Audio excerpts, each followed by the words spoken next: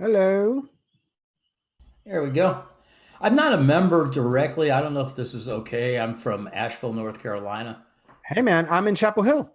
Oh, okay, good. We're cool No then. membership required, just a little heart and soul, baby, and you're in. Oh, I got a lot of that. Not Yeah. much of a mind, but I got plenty of heart and soul. Yeah, fantastic. I'm just letting some folks in and yeah.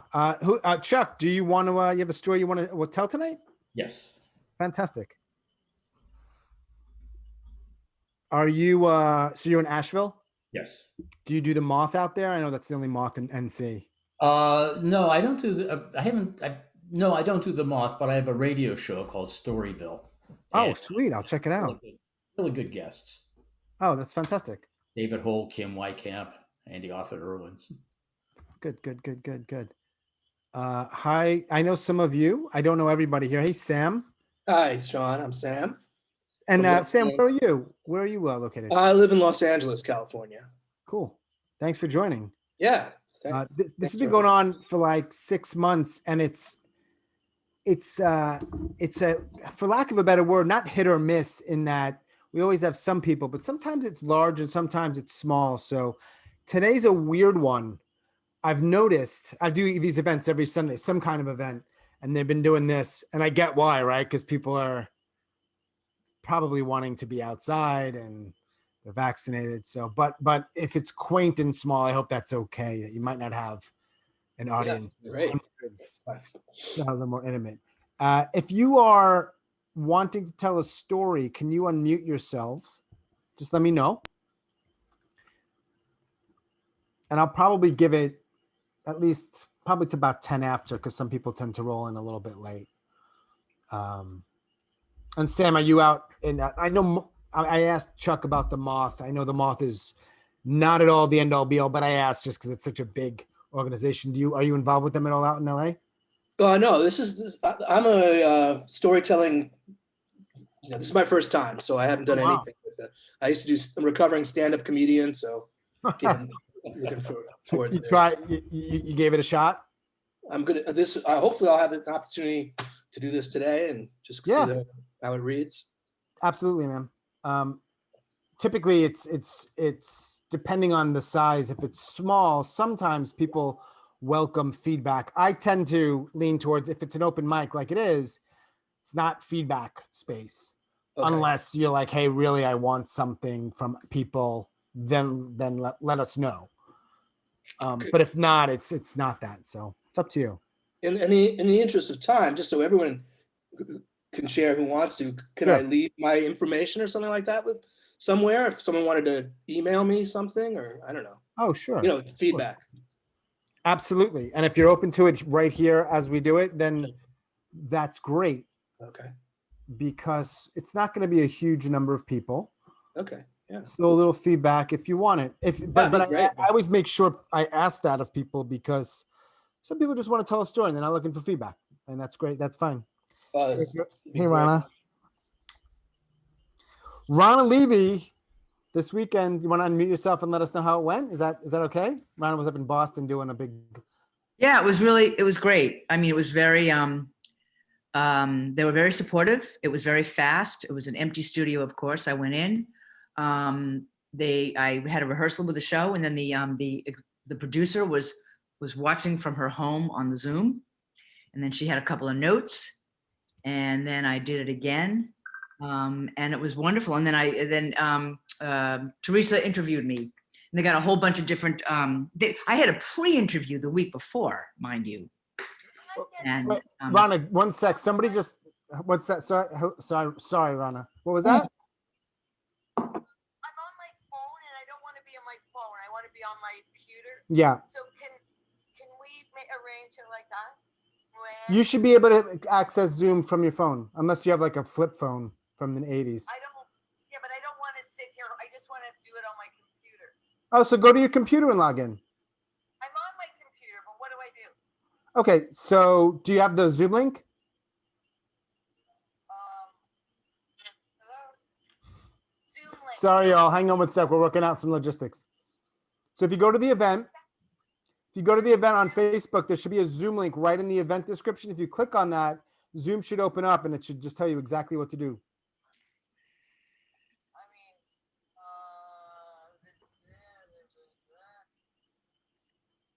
what is this called? What is this? The event is Mental Health Happy Shour.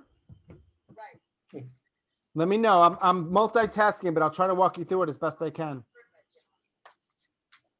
We're working it out. Hey, Linda. I'm still here with you if you need help. I'm just also saying hello to some people in the event. No problem. So you say and I should be seeing you enter any moment. where would that Zoom link be? Do you see the event? I'm in the event, I think. Okay. So in the description, you should have a couple different spots where it'll have like a Zoom link. And if you might need to, I keep getting there. yeah. Do I click on online? See what happens when you click online. It might have a link directly there as well. Does it say like Zoom something or web something? Join. What if I click on? That's not going to do it because that would be through Messenger. Yes, it is, my little lamb. Sorry, y'all. Hang on one sec.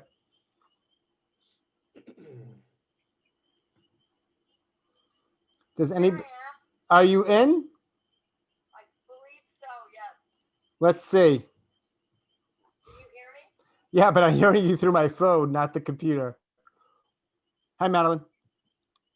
We'll work it out, Elaine. Hang on one sec. Video. I think you're here. Hang on. There you are. Woo! All right, I'm hanging up on you here, but I'm not hanging up on you because you're in the event. Hmm. Cool. Unmute my, hi, Hey, there she is. I did it. Okay, I have no idea what's happening. Oh no, is it? Do me a favor, Elaine. Hang up on me because I don't know how to hang up on you on Messenger. Oh, there you are. Hang up on me then. I think I did it. That felt really good hanging up on you. Wait a minute, let me turn this off. Wait, I'll be back. Oh, you haven't found it? Look on the floor. No, you shouldn't worry about it. I'm sorry. Elaine, hello. Hi. All right. So we've got Sam in LA and Chuck in Asheville. Anyone who knows me knows I'm obsessed with location. Madeleine is in Montreal. Madeleine has a story, right? You're in Montreal. Wait, unmute yourself. Did you move? No, I live near Quebec City. Why did I No. think Montreal?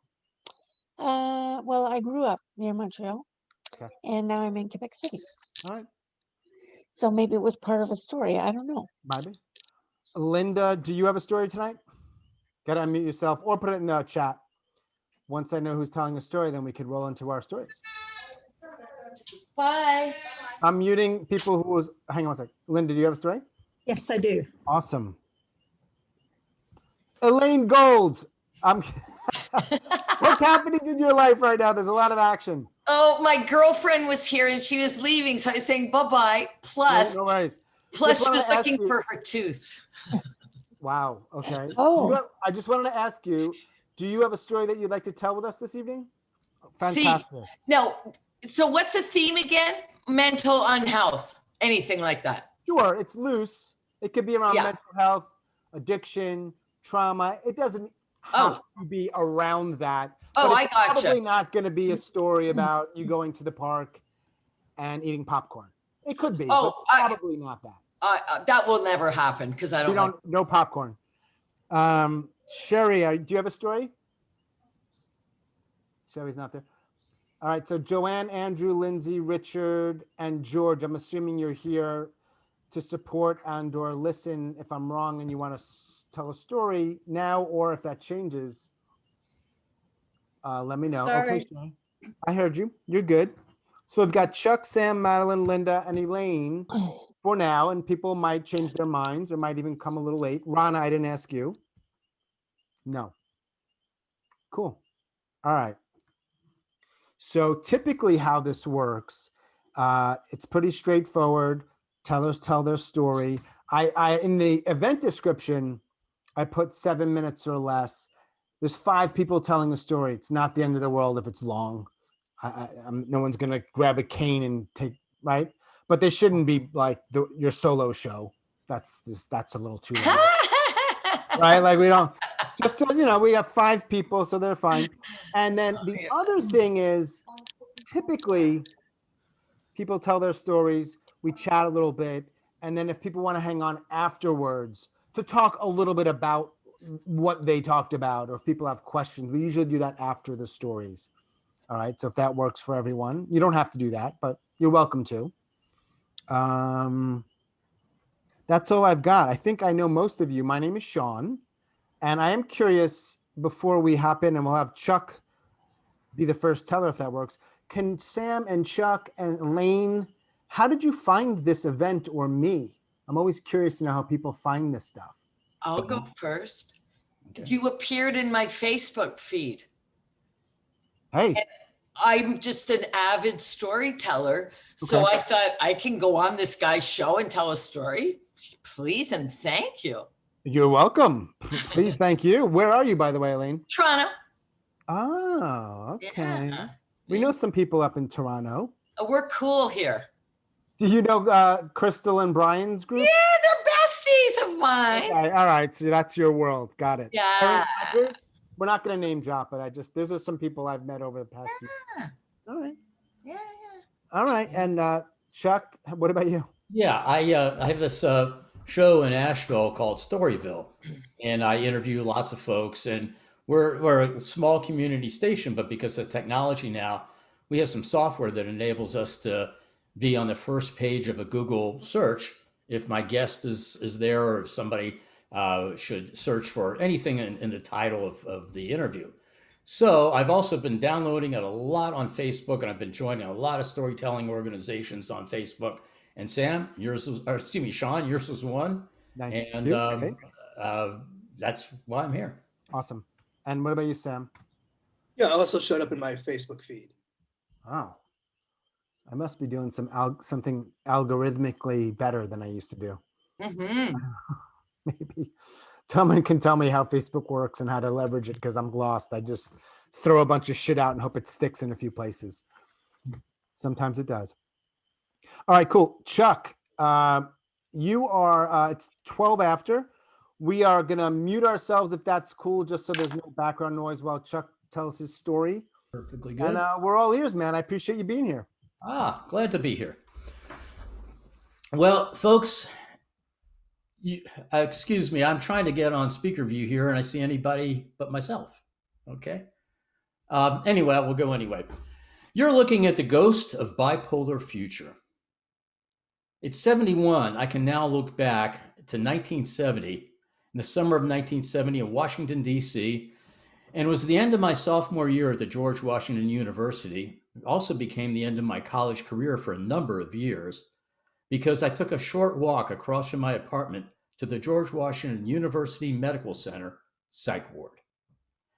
And I was making a lot of weird decisions, weird choices. I couldn't figure anything out. So my roommate walked me across the street, where I spent the next 3 months in the psych ward, misdiagnosed as paranoid schizophrenic, which meant I got the wrong medications and terrible treatment for what I was eventually properly diagnosed as, bipolar.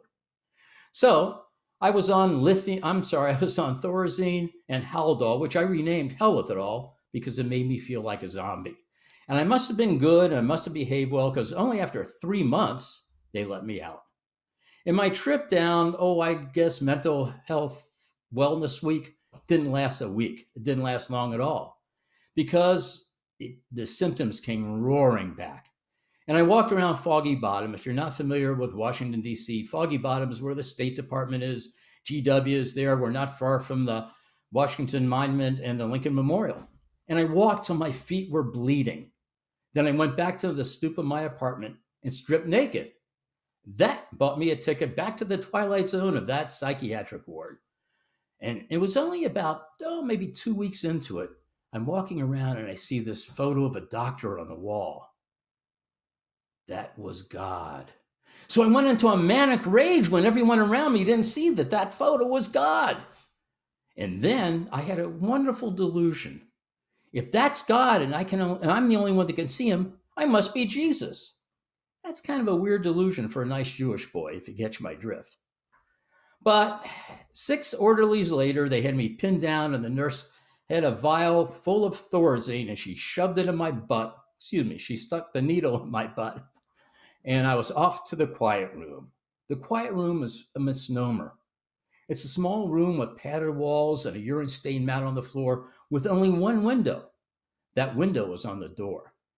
And that's like a speakeasy that has a sliding cover on it so they could look in to see if you're okay. And eventually I got out. It was another 3 months. And then I went back to my home in Cincinnati. And excuse me, folks, you might be distracted by the light. I realize we're having a little bit of a storm here in Asheville. Hold on just a second. How's that for being professional? Anyway, so I went back to Cincinnati, where I remained hospital free for 4 years. We were not wealthy at all, but my sister wanted to have a really big wedding in 1974. It really got to my father. He was nervous, he was anxious, and when that happened, he would tend to take it out on me. This time it was verbal. He said, "Chuck, since you don't have a date for the wedding, I want you to guard the booze so the hotel staff doesn't steal any." I reeled at the implication, but first, the insult to the staff I thought was a little bit wrong. But the implication that I was not to be a family member, but a security guard, really got to me. And in a couple of days, I was back in the psych ward. But this time, I missed my sister's wedding. And another 3 months. If you're catching my drift, 3 months in, a little time out, 3 months back in. Well, this time, I made a stupid mistake because I went to live with my parents. I might not have mentioned, I had some family issues back then. So I went to live with them, and there was so much tension. They went on a day trip. They came back, and they found me face down in a pool of urine on the bathroom floor with several empty vials of medication next to my nightstand. I woke up 3 days later with my arms and legs shackled to the bed. I was lucky to have lived, but because that was the most successful failure I ever had. If it had not been for that failure, I wouldn't be sharing this story with you today. But eventually I got out, and then just 2 years later, 1976, it was my turn to get married. Okay, it lasted 9 months. It was not a long marriage, and I ended up back in the psych ward. But this time, one thing happened that changed my life. I met a patient in the psych ward named Jeff. And when he wasn't trying to escape, we would chat. And he took me aside one day. He said, "What's your diagnosis?" And I said, "They tell me I have paranoid schizophrenia." And he just shook his head. He said, "No way." He said, "I think you're like me. I think you have bipolar." And he said, "If you do, and you ever want to check it out, here's my doctor and his phone number." And I took it away. And sure enough, just 2 years later, 1978, it happened. But this time, I had that phone number of that doctor. I called him. He came to visit at the hospital, checked me out, and he said, "Your friend Jeff, I think, is right. I'm going to try you on lithium to see how that works." And folks, that was the beginning of the turnaround of my life. Yes, I have bipolar, and it is not a disorder. It's a condition. It's a condition like a heart condition or kidney condition, which I now have after 37 years of being on lithium. I now have stage 3 kidney disease. But I manage that, and I also manage my bipolar. So it's a condition that I deal with. It is not a disorder. And in 1979, just the next year, something really special happened. I met this wonderful young woman, and we fell in love. I told her the same story. She didn't care. She didn't care about my past. She loved me for who I am. And we both defined me by that very nature, who I am, not a label, not a psychiatric label for sure. And then we have 2 sons. Our older son is an IT executive, and our younger son is an actor in LA. You talk about bipolar, an actor in IT, you can't get much more bipolar than that. But I finally got that degree at age 41. I started my own business from which I retired about 12 years ago. And I have to say, I'm hospital free, But what I do now, the most significant thing I can contribute is I'm a volunteer for NAMI, the National Alliance for Mental Illness. And my role is I want to talk to first responders, cops on the street, firefighters, social workers. So when they take somebody who seems out of control, I want them to remember that they just saw the ghost of bipolar future. Thank you.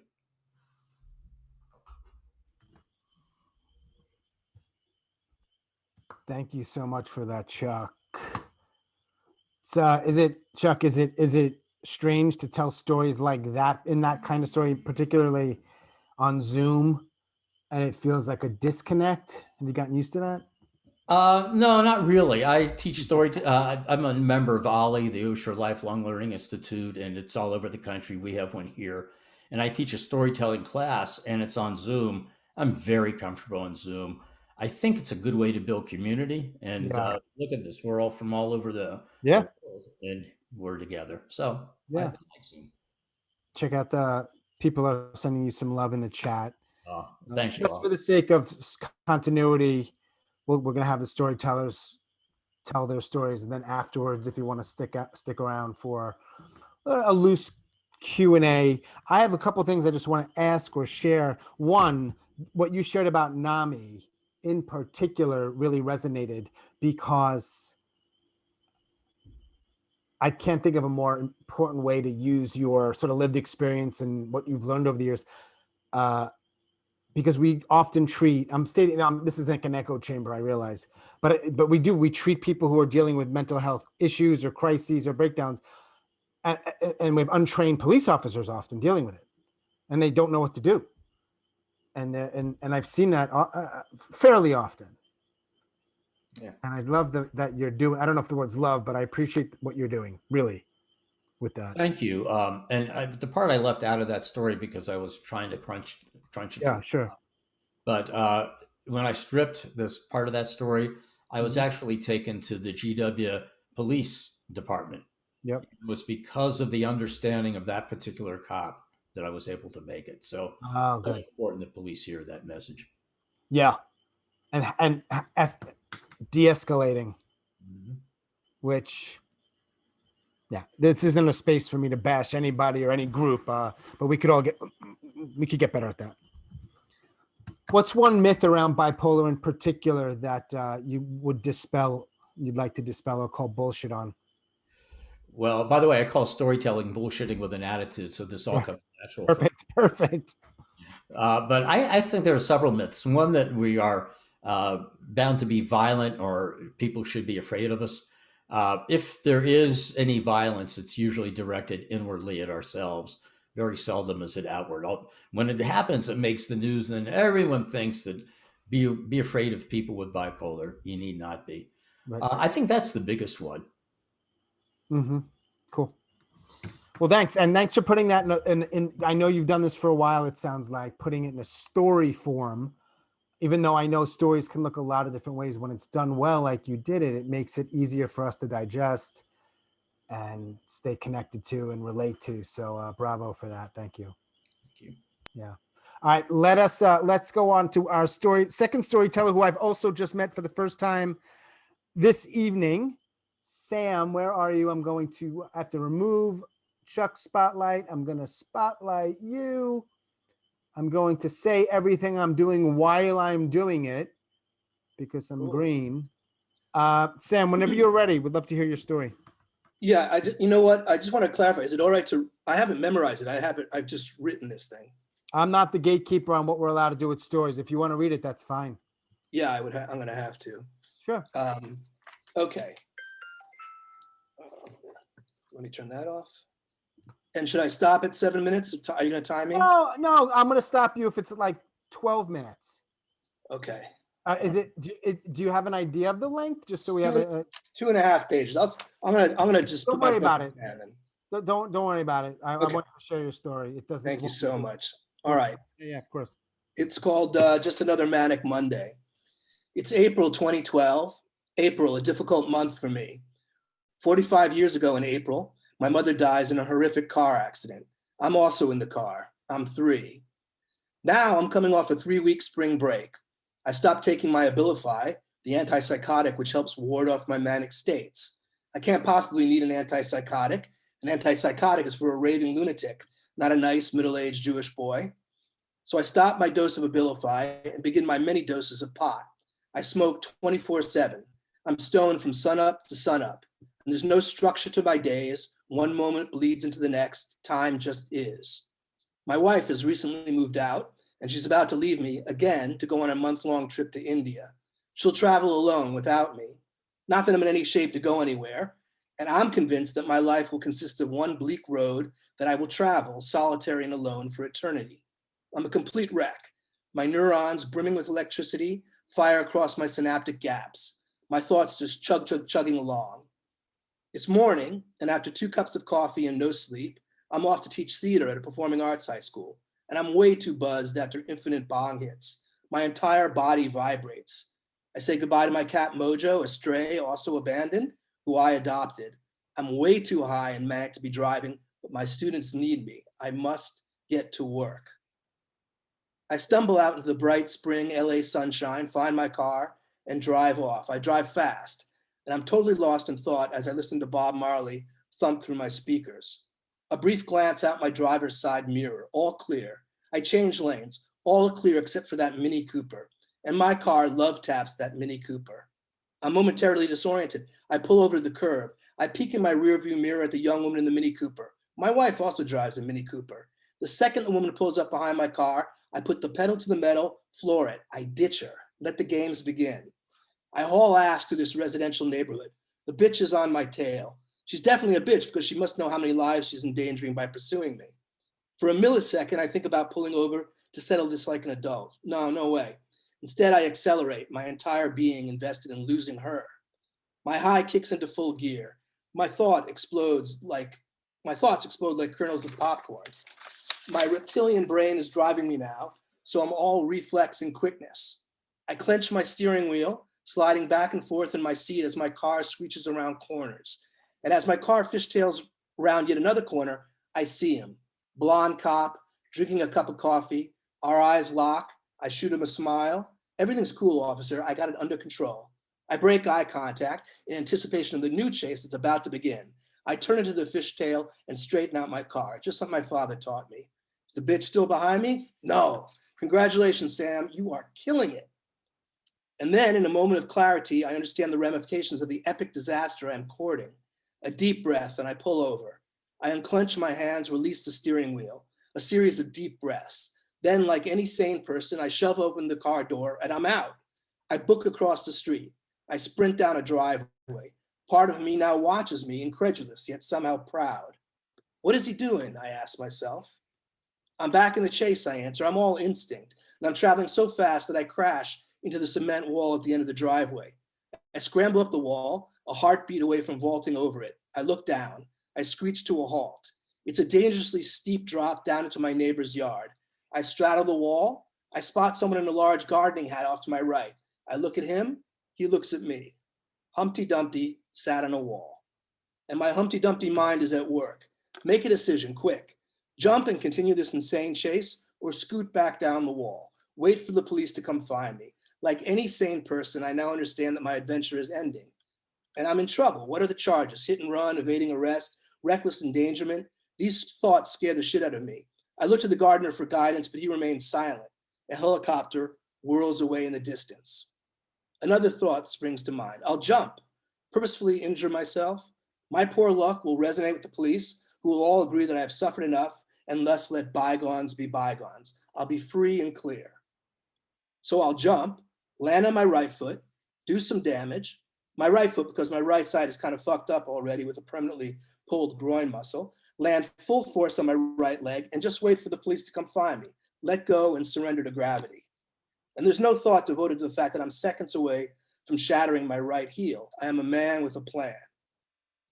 I flash on my father, who recently spent several hours crawling through a cow pasture after shattering his ankle while fly fishing in New Zealand. My father, who abandons his family every November for 6 months, a family already fractured by his many unhappy marriages. And I flash on my wife. My fall will clip her wings. She stays home, takes care of me. I swing my left leg over the concrete wall. I release. I surrender to gravity. I am perfectly calm as I push ever so slightly away from the wall. I lock my right leg so there's no give when I land, and I descend, eyes half closed in a semi-prayer. And then I think the ground is late. And the ground is late, but I arrive right on time, full force. Not so bad. And with my left leg, I take one step, and the next step with my right, and everything just explodes.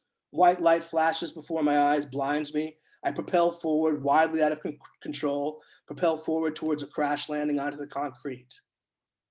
I skid to a stop, and I'm immediately relieved to have finally stopped moving. I stare up at the sky. The helicopter sounds closer now.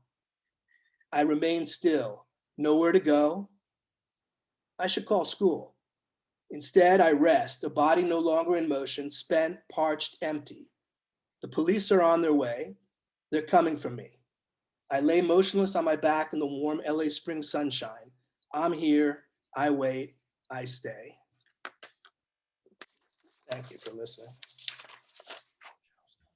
Thank you for sharing that, Sam, and telling that story, man. Have you told that story before?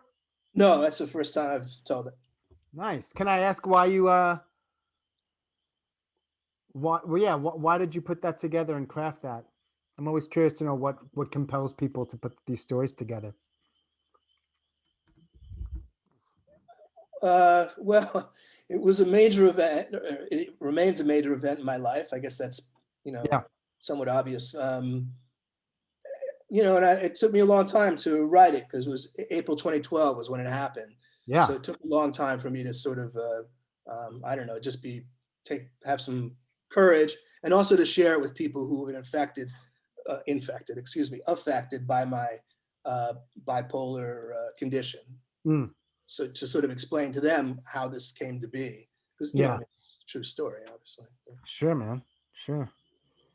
So that's why I wrote it too, as a way of explaining, I think. Cool. Yeah. People are writing in the chat, so Thank you. I'm assuming people know how to use Zoom now after a year of all this stuff. I wanted to just say a couple people came in, James and I believe Christiana and Sarah. Just wanted to let you all know, if you want to tell a story, just let me know. You can unmute yourself right now or shoot it in the chat. And we have 3 more storytellers, and there's room if you want to. There's time, there's room. Oh yeah, the other question I want to ask you, Sam, if I may, is there a myth around whether it's I suppose it's always around your own experience around mental illness or bipolar that you want to call bullshit on? Bullshit's obviously my word of the day. Yeah, I think it's glamorized sometimes. It's artistic, part of the artistic temperament, and that kind of stuff. So I think it's a little bit glamorized. Yeah, it's not often by the sufferer as well. But I don't, Chuck could speak to that as well. Yeah, cool. All right, man. Thanks for that. I'm removing spotlight. Enjoy your cat. What's your cat's name? This is Mojo. I'm gonna put him down. He's just scratching me, so it's all good. Cool. Thanks again, man. All right, James, I'm gonna put you in the end, James. So you'll be number 6. Thumbs up if that works for you. James is in Chicago. But next up, we have Ms. Madeleine Holden, who is not in Montreal, by the way. She is outside or near Quebec City, home to the once Nordique hockey club. Madeleine, whenever you're ready, we are all ears. I think I unmuted myself. Yep, you are good. Okay, I've got this thing in my face though. Okay. In Quebec, high school finishes in grade 11, and then most of us go on to Cégep.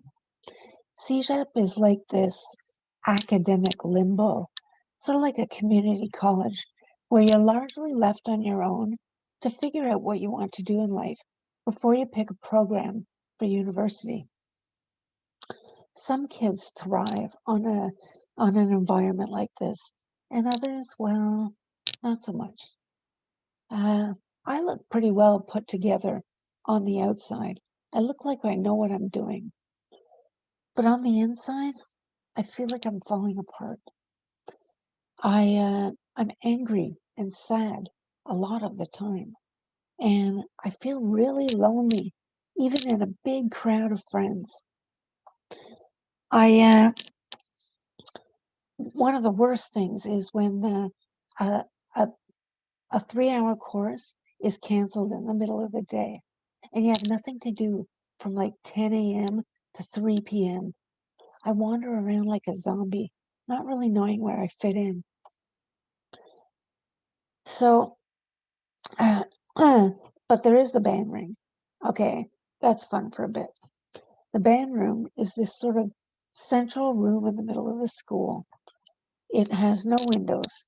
They keep it dark. There's a DJ and tables and chairs. You can find the drug dealers there. And we listen to Led Zeppelin.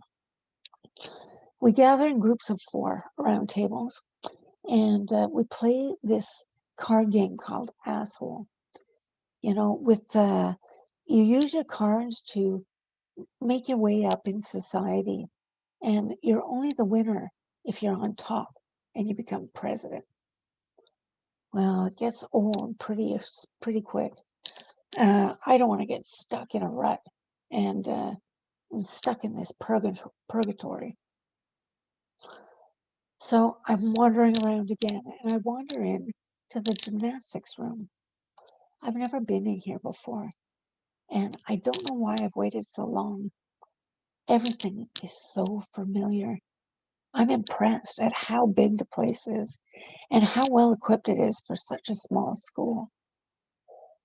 I can smell sweat, and I can smell the chalk that we put on our hands so we don't slip off the uneven bars or the beam.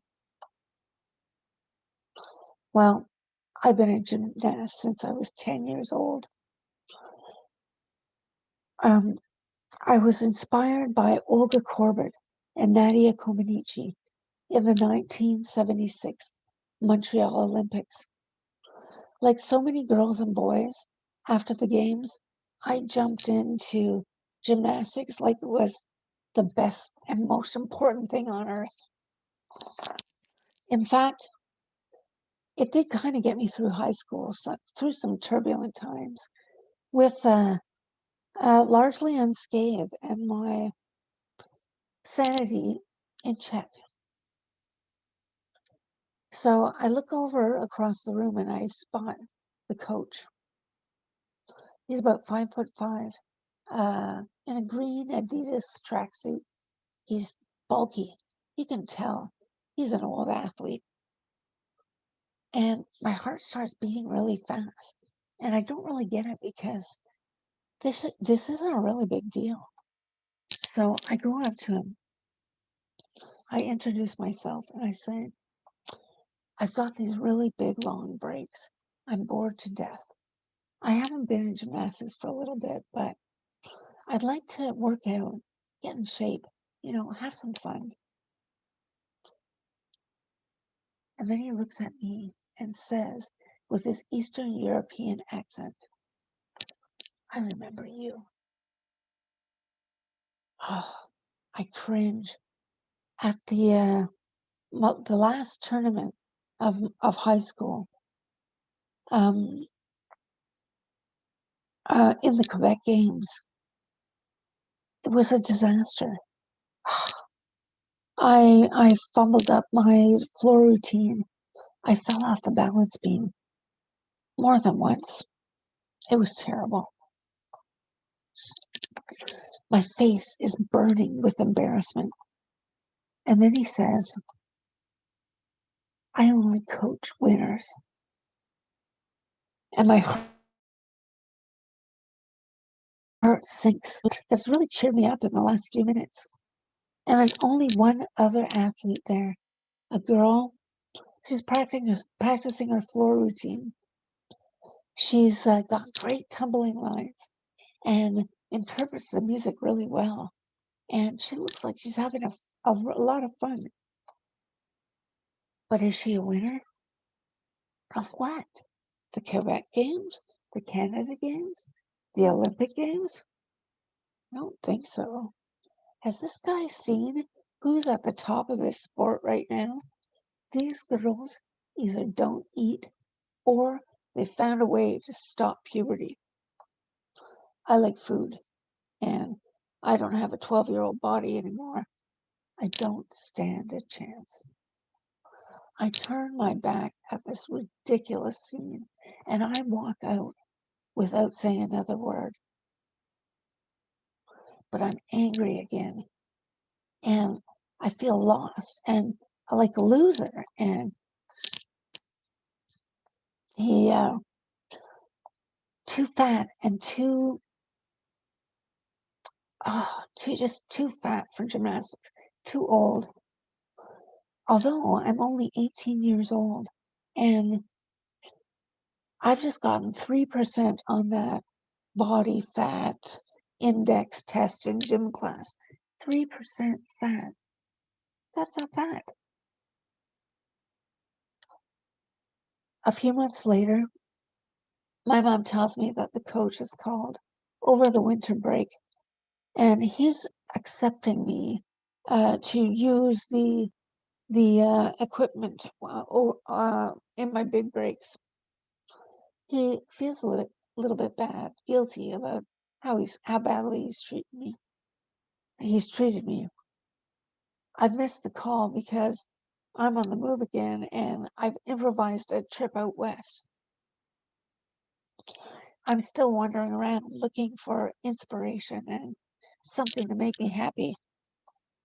Something to make me happy. Somebody's ringing. Something to make me happy. Anyway, so it's too late and it just doesn't matter anymore. My mom is telling me this in my hospital room. I'm lying immobile in my hospital bed. I can't move. An accident has left me paralyzed from the neck down. Gymnastics isn't going to be part of my life. And unless it's just this happy memory of a little girl jumping into this sport. Sorry, something's ringing and it's driving me crazy. Madeline, Yeah, do you have Facebook open right now? I don't know. I guess I'm Yeah. not sure. Sorry about Anyway, that. If you do, sorry about that. might I be- don't know what I'm doing anyway with this technology. So Yeah, my anyway, apologies. Yep. so let me finish. Okay, Yep. I've got so it doesn't matter. It's too late anyway. My mom's telling me this. I'm in the hospital.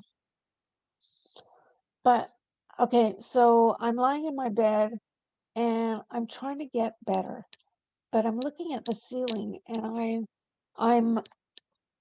I imagine like a better scenario at would have happened in the fall when I went to see the coach. What if he had said, "Sure, use the equipment, have some fun, get into shape. Gymnastics is too much about medals and being the best in the world, and there's just too much pressure. Just come and enjoy yourself." What if sport was more about being strong and finding a healthy balance in your physical and mental self, a good well-being? But of course, that never happened. This guy made me feel like I wasn't worthy of his time.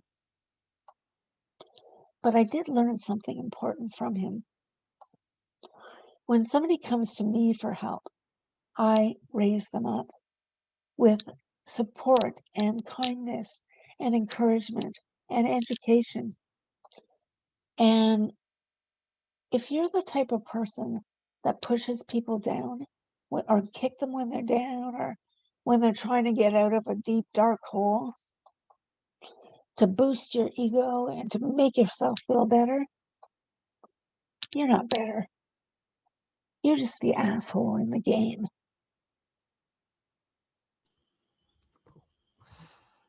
Thank you, Madeline. Okay. Well, thank you for sharing that story, telling that story, and dealing with your tech issues. Yeah, sorry, I don't know what I'm doing. So Hey, I mean, I'm maybe a half a foot ahead of you with this stuff in terms okay. of tech. I'm trying to figure it out too. All right, Richard, I heard you. You got a story. That's great. Hey, quick question, Madeline. By the way, Madeline, I like that you didn't hold back and you call him an asshole. Just saying. Well, Because it's in the sometimes you game, gotta right? say it, right? It's in the game, in the card game. Yeah, that's true too. Well, good thread or callback. Yeah. Um, yeah. Thanks for sharing that. Yeah, you're welcome. Thanks. Yeah. It was nice to bring it all together. Yeah. Yeah. I like the fact I know that you haven't been doing this for that long, and it seems like you're really like in it, doing stuff, writing stuff, crafting stuff, telling Oh stuff. yeah. It's Well, cool. yeah, it's addictive and it bubbles up in the night. And then you have to write it down really Right. fast. It's a bit of an itch that you have to start scratching more and more. Yeah. It's cool. Great. Yeah. Thanks again, Madeline. Okay, you're welcome. All righty, let us move on to Linda in the great state of West Virginia. Linda D. And I should mention to others, you can check out the chat so that you do know people are hearing you and they are aware and they are connecting with your story. All right, Linda, I'll stop talking and mute myself. And whenever you're ready. Okay. Cool.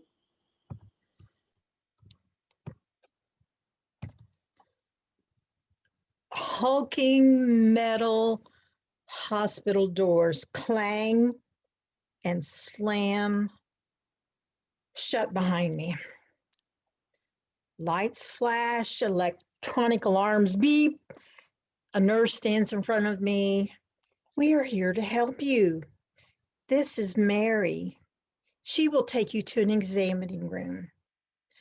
I follow Mary like a little lamb tethered to my host.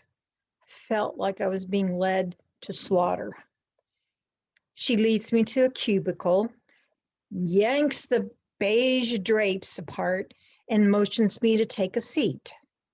Put your clothes in this bag. She hands me a plastic bag, has my name written in black magic marker. Huh? What the fuck?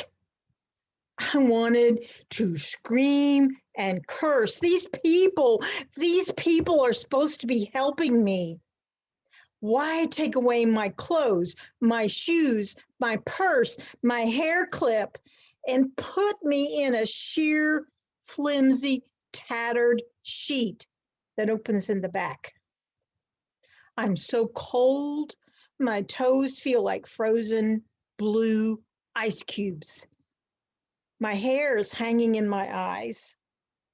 I'm missing my bra and panties because they used to hold my lady parts close and snug. 2 mental health experts come in and question me. Why are you here? What brings you to our hospital? God, please help me. Please help me have the right words. 6 weeks earlier, I was also lying naked, covered by a sheet on a massage table. The irony of it all, the similarity of these two events reverberates in my head over and over, circulating, recirculating, circling around in my mind and my body. At 6'5", my massage therapist was a giant, easily overpowering my 5'3" frame. He hurled his huge mass on top of me. I was laying face down on the massage table. I was expecting healing touch, warm human hands, kneading the tension from my weary muscles, not a sexual assault. In this most vulnerable position, he attacked me. Fight, flee, freeze, or fuck. Those are the choices psychiatrists say we can make in any traumatic situation. I froze. I left my body. Hovering above near the ceiling, I saw him attacking my tiny little nakedness. An enormous, hairy spider sprawling and pinning my limbs to the table. There was nothing I could do to stop him until I screamed, "Get off me now!" I clenched my teeth. I rolled and rolled and rolled, squirming like a spinning bug trapped in his spider's web. I clutched the sheet. "Get the hell off me!" He staggered backwards. He was stunned. Perhaps he was shocked that the prey would create such a fuss. He might be overheard by staff. I shrieked again, "Get the fuck off me!" He left the room. Once I dressed, I went to the front desk and I reported this horrible, ugly event to the spa management. Now, over a month later, I knew I had to file a police report. If he would do this to me, who else had he accosted? Who else would he assault? Who else would he hurt? I figured the safest way to report would be to go to the hospital, have them call the police. Surely the emergency room staff would know how to keep me safe and help me. Here I was in the psych ward at the hospital. Instead of help, I got a migraine. I felt the nightmare choking me once again, assaulted, attacked again, questioned as though I had made up the entire fucking story. I was locked up, stripped again, a camera screening my every move, that fish-eyed lens capturing me, my blinks, my breath, my sighs. I was brave, I was strong, I was courageous. I told my truth. I held fast to my sanity in this insane, bizarre medical intervention. Surely, one day, maybe one day, he will be held accountable for what he did to me, to my body, to my mind, to my soul, how he hurt me. For now, I felt victimish again. If this should ever happen to me next time, no, I will never let this ever happen to me again. I didn't allow it to happen to me the first time. A vile, nasty, creepy, less than human attacked me. He stole from me. This is my truth. I am beautiful, I am bold, and I will never, ever let someone hurt me like this again. I am present. I am not a victim. I am a light. I am a victor.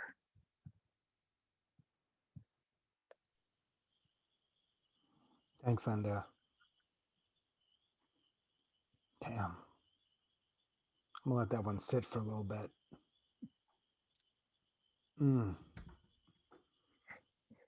told that story before, Linda? I have told it to police and hospital personnel, but I've never told anyone else. Yeah. That is indeed brave and bold and courageous. Your words to also tell that. And that applies to everybody, but there was something particularly about your story like, okay, damn. I admire the fact that you, I hope I can say this, that you didn't go out and kill him. I mean, I just think there's something powerful about that as well.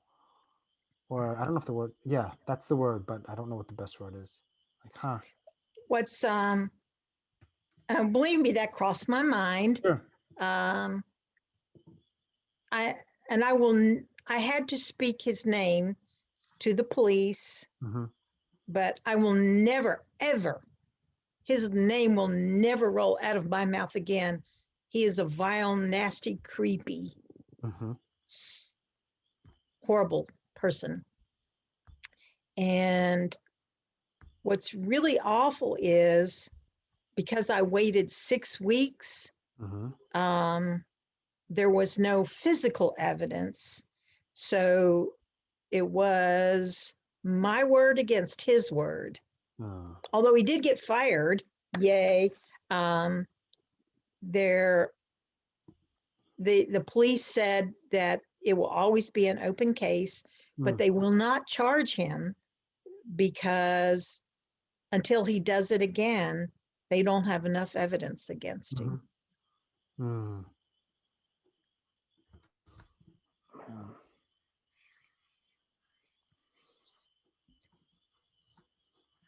I wonder if by telling this story, there are people that hear it. Yes. And I'm not sure what the impact or the effect is, but I would have to believe some people that hear that it's something positive.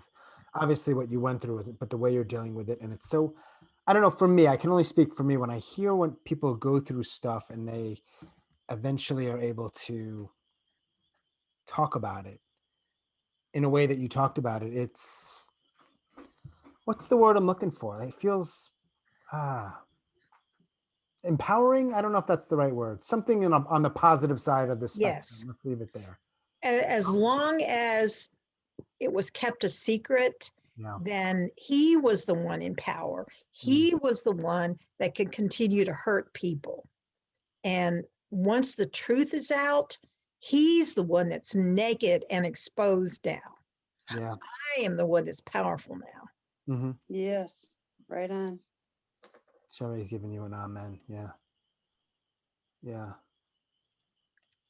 Well, thanks again for sharing that, telling that story. It was tough, but thank you all for listening. Yeah. And I got your email, by the way, and I drafted a response and then I got busy. So I apologize. Oh, that's all right. I appreciate you reaching out and sharing what you did and being brave enough to do what you just did. So thanks. Cool. And if you want to stick around after, just so everyone knows, I put in the event description afterwards, if people want to hang out and talk, that I welcome that. I encourage that.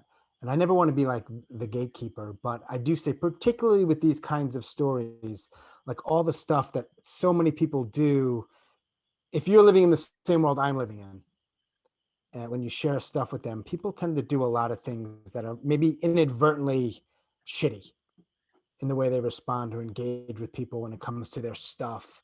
So it's a tricky balance. But I'll remind everyone that if people are open to talking more about what they've shared here, let's please into it with some sensitivity, I suppose is the word. So, yeah. Anyway, that's my little, I'm going to get off my podium now and we're going to move on to Elaine. Elaine is in Toronto. We've met tonight. She is a firecracker. I know that for sure. Elaine, I will. No idea. Yeah, I'm going to mute myself and then whenever you want. I'm totally ready. Great. So 39 years ago when I was 26, oh my God, she's 65. I can't believe it. Yes, everyone calm down. I'm 65. So I was 26 years old. See, I couldn't even say that. I had to say 62 because how long ago? 39 years ago. So my mom, who amazing woman, you know, has some quirks and foibles as we all do, and never the picture postcard for mental health by any means. And her own mom, my beloved Bubby, was severely manic depressive. Like we would see, now she's manic. Oh no, Bubby, you're manic. Now you're depressed. Oh no, now we have to take Bubby to another city to get shock treatments. Okay, so mental health was rampant in our family as a point of discussion. And usually we acted it out really well too. So anyway, I had, you know, bouts of this, bouts of that, whatever. So my mom and I meet up in Toronto. She lives in St. Catharines where I grew up. And we meet up in Toronto, you know, we're going to have a little lunch. And I have this new boyfriend. He's like 26 years older than me. He used to conduct the symphony in St. Catharines. My mom had a crush on him. I don't even know. Okay. So she's buying me lingerie to hasten this union that had already been a union. And she says, I have something to tell you. And I was like, how would my mother have something new to tell me? She's open book, I thought. She said, when you were 6 weeks old, and that's for anyone that has never seen a child, a newborn, okay? That's a very undeveloped, mother-needing infant. She was taken away, I don't know what we want to call it, just a whole lot of shit that happened to her, to a serious mental health facility in another city. A famous, famous mental health facility that we used to have little jokes about when I was a kid. And I did not know that this had happened. So I was without my mother for over 3 months as a baby. Now, this kind of explained all the bad choices I made in men, but I would like to say that that never happened again, but I went on to make even more bad choices. And so I'm, just kind of doing this conductor and running around and being a crazy waitress. And 6 months later, pretty much to the day, I find out that I'm with child. And I mean, I, again, am not the poster child for mental health either. I had been a stand-up comic, and now I am apparently a single pregnant waitress. I'm every cliche in the book, but a middle-class Jewish woman. So I had, and I feel full disclosure is very important. Women have to talk about what they do with their bodies publicly. And I had previously had 2 abortions, and they were well thought out decisions. And so this was now my 3rd pregnancy, and I had stocked up on birth control here. I had an IUD firmly implanted, and the man I was having sex with was so much older that half the time he couldn't get it up. He was also an alcoholic. He chain smoked cigarettes and marijuana. So I'm looking at this and I'm going, where is their sperm count in any of this mixture? So, and I have an IUD in, and now I'm pregnant. I'm like, what is this? Like a miracle or something? I turn into like the Virgin Mary, ha ha. And I decide that this is the baby that I'm going to have. My mom was so excited because I'm already sensing this is her do-over. She's now going to be with my baby because she wasn't with me when I was a baby. Thereby, of course, I must remind everybody, enforcing one after another bad decision in partner finding, we'll call it, and being in love and all this crazy stuff. And I'd like to say it would still go on, but there's a pandemic and obviously I'm not dating. But my mom had opened up this whole vault where I'm analyzing everything because I was an abandoned newborn. Then, of course, on the other hand, I feel really bad for her. So anyway, now I'm about to have a baby, and I don't know, really, I'm thinking, yes, I live in Toronto in an apartment, but I think I'm going to need my mama. So I moved back to St. Catharines. It's not a nice place. I hate it there. Into my parents' home with a newborn baby.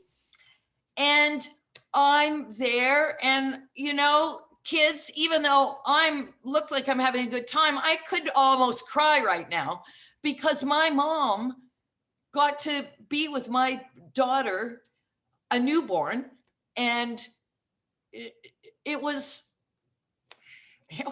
really, really emotional, and it was amazing.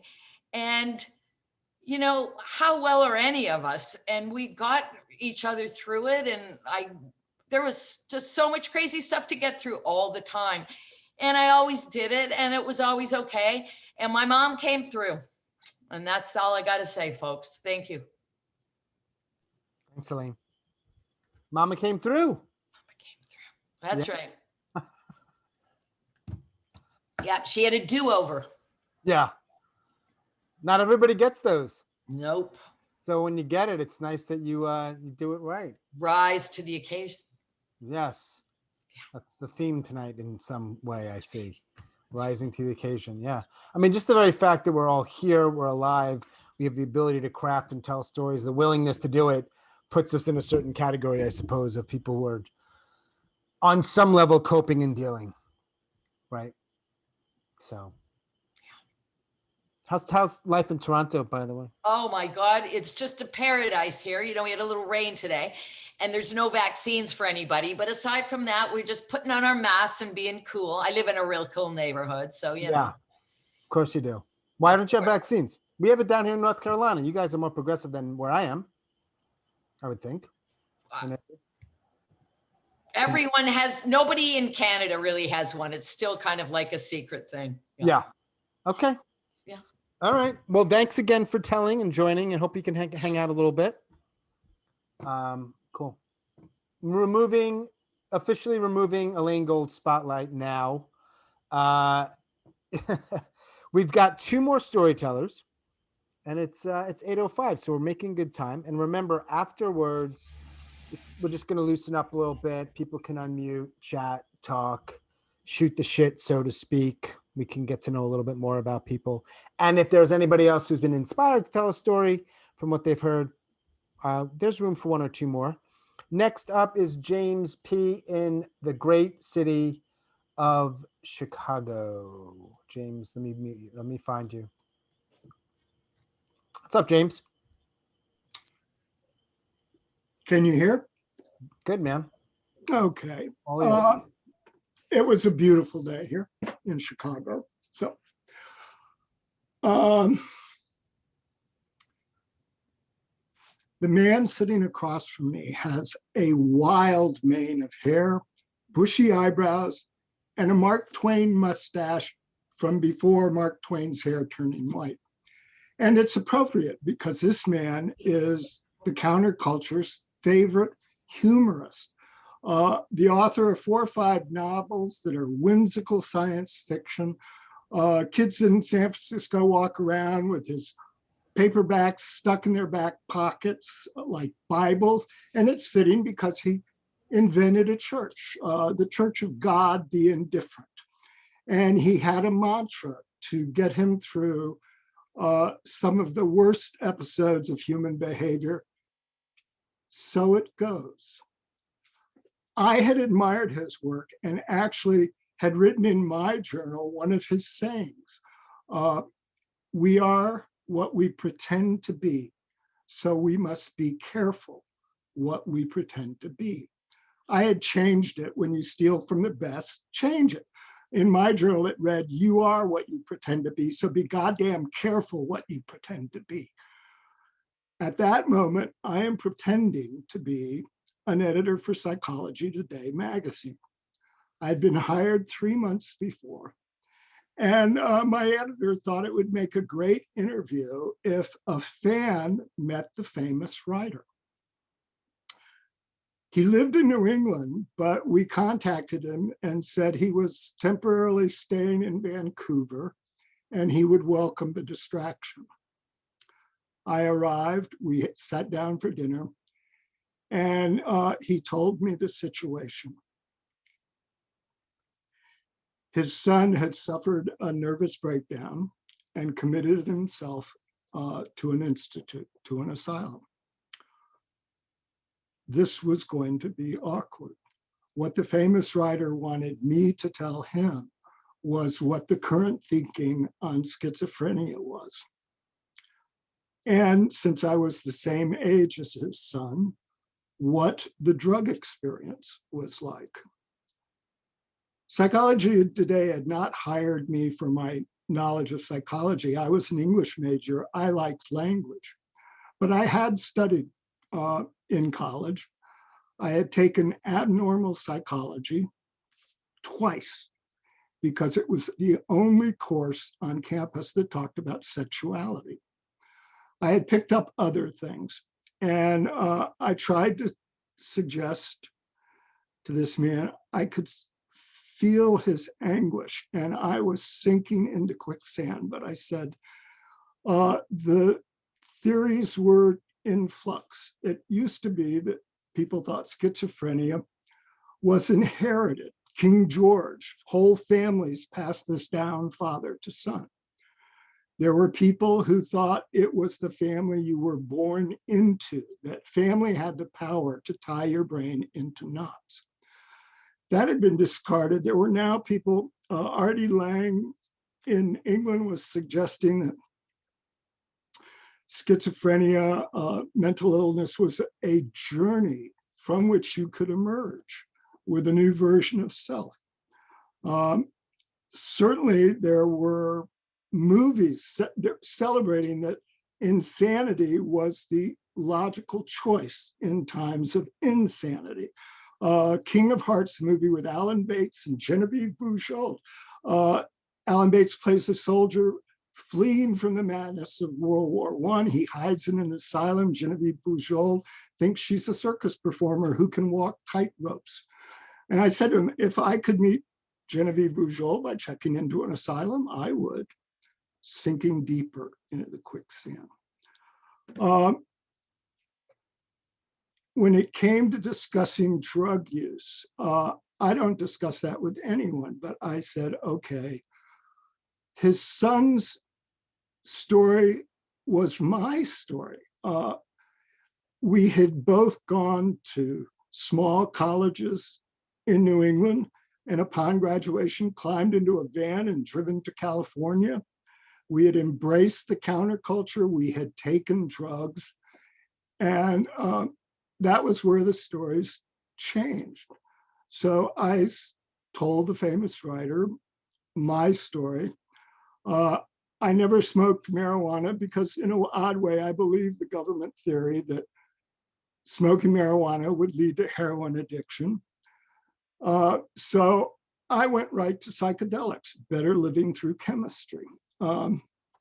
Psychedelics were a kind of consensual psychosis. It altered your mind. I treated them with respect. It wasn't a light show for me. I would set aside a day for the trip and 3 days to regroup afterwards. I did not do the organic hallucinogens. The idea of throwing up at the start of an evening did not appeal to me. I treated them with respect and thought, okay, the precipitating factor in his son is that he had taken a psychedelic, mescaline or peyote, and had stayed up for 10 days straight without sleep. I knew about sleeplessness. I had actually edited a paper that discussed the effects of sleep deprivation. A teenage boy in a high school in New Jersey had done a science project on sleep deprivation and had gone without sleep for a week. And at the end of the week, this puny kid thought he was a 240-pound linebacker for the New York Giants. His teachers didn't know what to do because, like, the Giants were weak in that position. But sleep deprivation has the simplest cure on the planet. You go to sleep and you wake up better. With each of these confessions, my heart constricted. I said, am I helping? Am I hurting? And then the famous writer looked at the table. It was an expense account dinner, and we had gone someplace French, and we had ordered escargot, a 6-pack of slugs, a ceramic dish, a snail in each little pocket, a bowl of garlic butter in the middle, and a toothpick. And he said to me, I've never understood this dish because by the time you taste the garlic butter, you can't taste the escargot. And why should the snail have to give its life for the taste of garlic butter? Certainly someone could manufacture snail-shaped sponges on toothpicks that you would simply dip into the garlic butter, suck it off, and have the same experience without that cost. I wondered if he was talking about life, about brains. And then I realized I had witnessed what this man had done all of his life, to use humor to rise above the traumatic. The interview never saw print. This was not my story to tell, and I could not invade the son's privacy. The son actually turned out okay. He got out of the institute and wrote a novel about going mad. that was quite funny. He had inherited his father's gene for humor. And that was the gift. And I thought about it every year since. Thanks, James. Ain't that the truth, man? Humor. True, true. Thanks for sharing that. We're talking about story. I always say sharing, but storytellers don't like the word sharing. They like the word telling. So forgive me if you don't like my choice of words. I appreciate you telling that story. Thank you. Yes. James and Madeleine, two of our storytellers this evening, have something in common. It is that they were both have taken part in another event I have. This is my segue to my plugging my shit to a 99-second story slam. A few other people who are here have been there. 99, about once every 3 weeks, we do 99-second stories. So if that sounds like something you want to do, it's a lot of fun. There's not much to know about it, just 99 seconds or less. James, because you're unmuted, if you were to give people here, no, I want you to stay muted. If you were to give people here a tip or two about how to be good at the 99, what would you say? Cut to the chase. Yeah. It's about 5 sentences long. So put yourself somewhere, set up a dilemma, and then bring it home. And then tell it in front of kill your darlings. Don't be precious. It's all momentum. It's the guillotine dropping. And at the end, you either have to have a major twist, a reversal, or something that wakes up the audience. Something. Something. I always think of it as either heart, humor, or surprise. I know that that's very broad, but you got something. You need something, right? Heart, humor, or surprise. Yep, that's I mean, the options. Yeah, I mean, you let us have surprise and humor can be overlapping, or they can all be overlapping. But I'm happy to. So the way it works, everybody, it's like the Moth in that you pay $5, but the top 2 finishers, or sometimes the top 3 finishers, win money. Audience poll. So it's as objective as it can be. It's a lot of fun. It's called a 99-second story slam. So if that's your thing, I welcome you that. And we have these more or less every month. So if you're into this stuff, I come back. So yeah. I have one. Yeah. I have been going back and looking at my long-winded stories. I tell people it takes me 5 minutes to answer a yes or no question. And if you go back to stories you've told, go for it where the heart is and see what's on 30 seconds on either side of that. Throw out the rest of the story. It turns out you don't need the setup to get to the moment. Yeah. I love it. It's amazing how much you can actually get rid of and it still maintain the integrity of the moment. Story. But it's like, you're so right about the darlings. You can know I kill my darlings, but it's very hard to even recognize that when you're editing. You know, it really is. You're just like, there's no way I could do without this sentence. And maybe that's true, but maybe not. If you've used that sentence a million times before, don't use it this time. Give it a shot. Right. Yeah. Cool. So that's something we do. This is something we do. And so, yeah, I'm glad that I've met some new people here and everybody else is coming back. Richard, I don't know you, sir, do I? So where are you? No, Los Angeles area. Southern You're California. also in LA. Yeah. All right. I'm gonna wait. Let me do my spotlighting here. How did you come across this this event, or my face, or whatever it is? Like other people have said on Facebook. I mean, I've done like a public radio show that does a talk, a series of talks. Did that, and have tried the Moth a few times. Haven't been successful getting picked, but just. Oh man! Oh, so you were ready to tell a story, but your name didn't get picked. Yeah. Yep. And in LA, I'd imagine there's probably a lot of people that show up. Are you? I think that's for 8 cents. So you just so you know, Richard, I don't know if you have your Wi-Fi is good. You cut out for a second. I think you're Oh, okay. yeah, I'm not sure. I'm on my phone. You're I said there were 80 people for 8 slots. So Right. that was the most recent. Yeah. Absurd. Yeah, it's way too many. All right, man. We're all ears. Appreciate you joining us and telling a story tonight. All right. Thank you. This is called In Over My Head. 15-year-old me shouldn't have been there in the first place, but there I was in the pool in chest deep water with my hand gripping the hard concrete edge. It was a hot day at my friend John's house and we were bored. And I was convinced everything would turn out just fine. The everything was that John was climbing onto my back to start a chicken fight. What my friends didn't understand, although I tried to tell them without telling them, was that I was a pool virgin. That's right, I didn't know how to swim. Seconds later, the fight started and almost as quickly was over. John fell forward over my shoulders into the water, and I found that I drifted into the deep end, in over my head. I tried to get out, to the edge, to the shallow end, quickly realizing that yelling did no good because that just meant swallowing more water. Somehow I got out.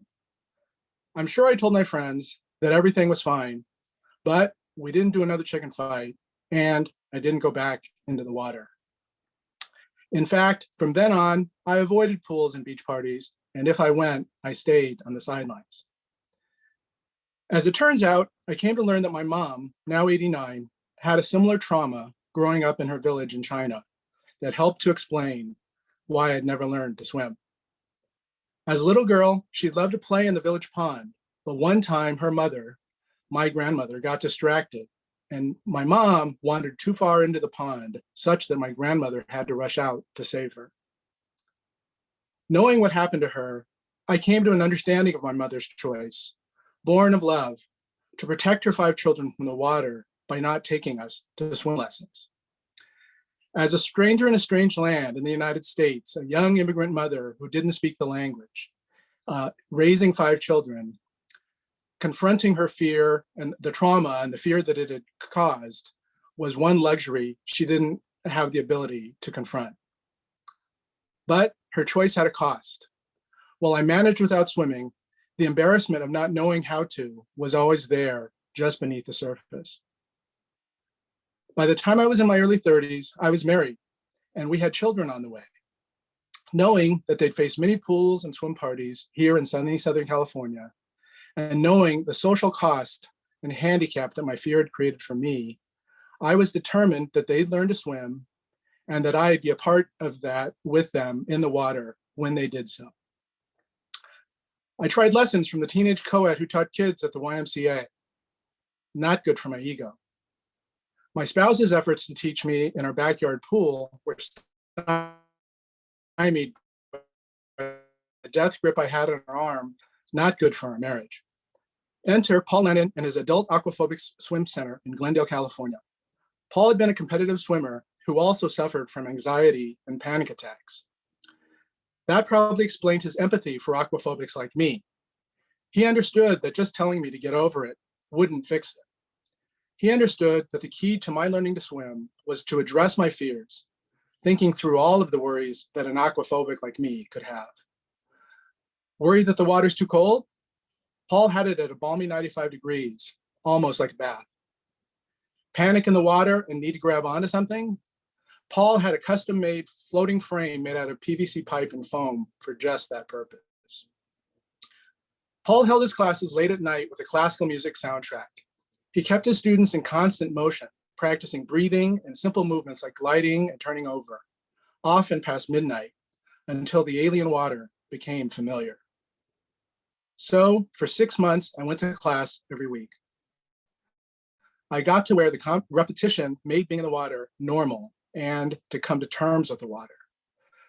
That was enough for me to be comfortable in the deep end of a pool without fear, and for me to be there as my children learned how to swim.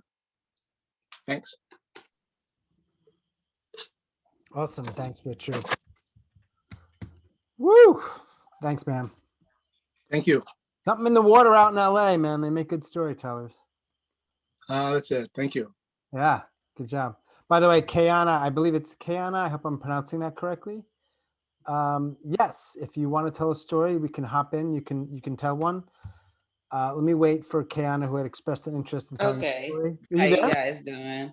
This Are is my you first time on here, so I was listening. I'm a poet, so I don't poet? know. Yeah, Hey, I'm a poet, so I don't know, do that count or are you going to give us some poetry? yes. Hey, this is a story thing, but if you got poetry, you're the last one. Bring it. We want some heart and soul. Yeah, I got some poetry.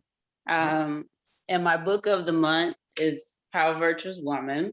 I am a advocate of domestic violence, an advocate of all types of things. Yeah. I go around the world, tell my story as a Wow. poet. I actually did an event yesterday called the Journey Artists Around the World. It's on my YouTube. I just finished another one with some other artists, Nice. people that's been overcoming with depression, anxiety, different things like that. So Let's hear it. Thanks I'm so going to much for hit joining. YouTube for you guys. And thank you for having me on here. Okay. Yeah. Yeah. Okay, here goes. Yep. All in one. I'm more like other women. I go around the world, tell my story. I go around the world, tell my story just like other women.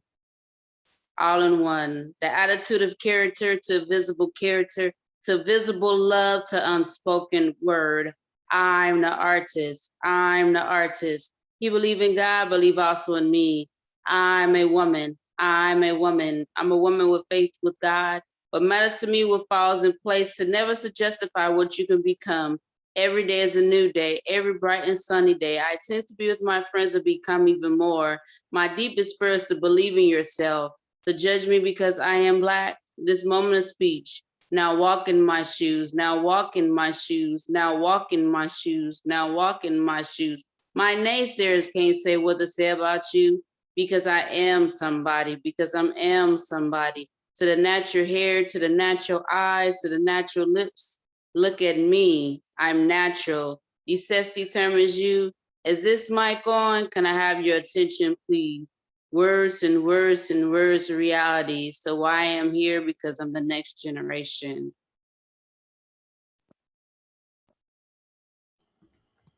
Thanks. Is it Keyana or Keyana? It's Keyana. Do you do another one or that's it? Yeah. Well, you got a couple. You got another one that's a little short. I like that because they're like mini poem. They're tight. I do my little short one. This is the Yeah. one that That's everybody perfect because loves. you're at the end here. It's perfect. Do one more and then we'll unmute if people want to chat. That'll be it. All right. Cool. Yeah. And thank you for having me on here. My pleasure. I'm in Atlanta, Georgia. So I don't know. You guys in what country or I'm in what North state? Carolina. We've got LA, West Virginia, Chicago, Massachusetts, Quebec. Yeah. Okay, I'm going to say another one. It's called Creativity. And most of my poems is a lot of self-help. But most of them are telling my story as an individual. When you really look at it, when you hear it, I'm on YouTube and everything too. So I put it in a box. Creativity. Please pass me the mic. I was once called creativity. Creativity, I say, that is who I am. Creativity, creativity, creativity. My naysayers and my haters, they cannot control me. Who I am, tell me who I am. Creativity, creativity, creativity. That is who I am. My naysayers and my haters, they cannot control me. Tell me who I am, tell me who I am. Creativity, creativity, creativity. That is who I am, creativity. Boom. Thanks, Keyana. Cool. Thanks everyone for joining the audience and our tellers. I appreciate it. Particularly these kinds of stories. So thank you very much. And I hope you can come back in the future and continue telling these kinds of stories. I am going to invite everyone to unmute and chat and talk. And as the event description says, no fixing, no diagnosing, no pontificating, comparing, minimizing, pitying, platitudes, or bullshit. I hope that doesn't limit your conversation. Hey, Lindsay, in Alabama. Who's got the kids in the background? Hey, Mama. That's me. I'm sorry. Oh, it's okay. Hey, Mama.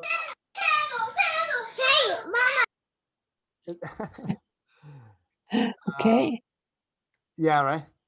So do you have any questions for our storytellers? It doesn't have to be directed at them, but they are the ones who shared. Other tellers might have questions for. I'm curious.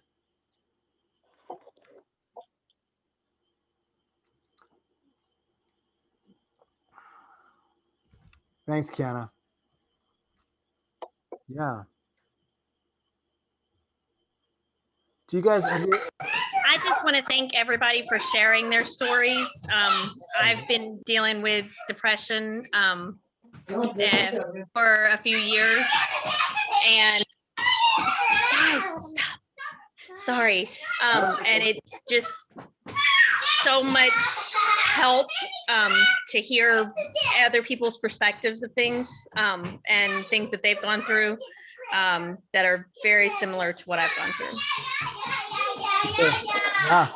Thanks for joining, especially with all of that happening in your life in Alabama. Some people here also know I have a podcast called Suicide Noted, and it may not apply to you. You may know people, but I interview or talk with suicide attempt survivors. So I've been very blessed. We've been doing that since the summer. And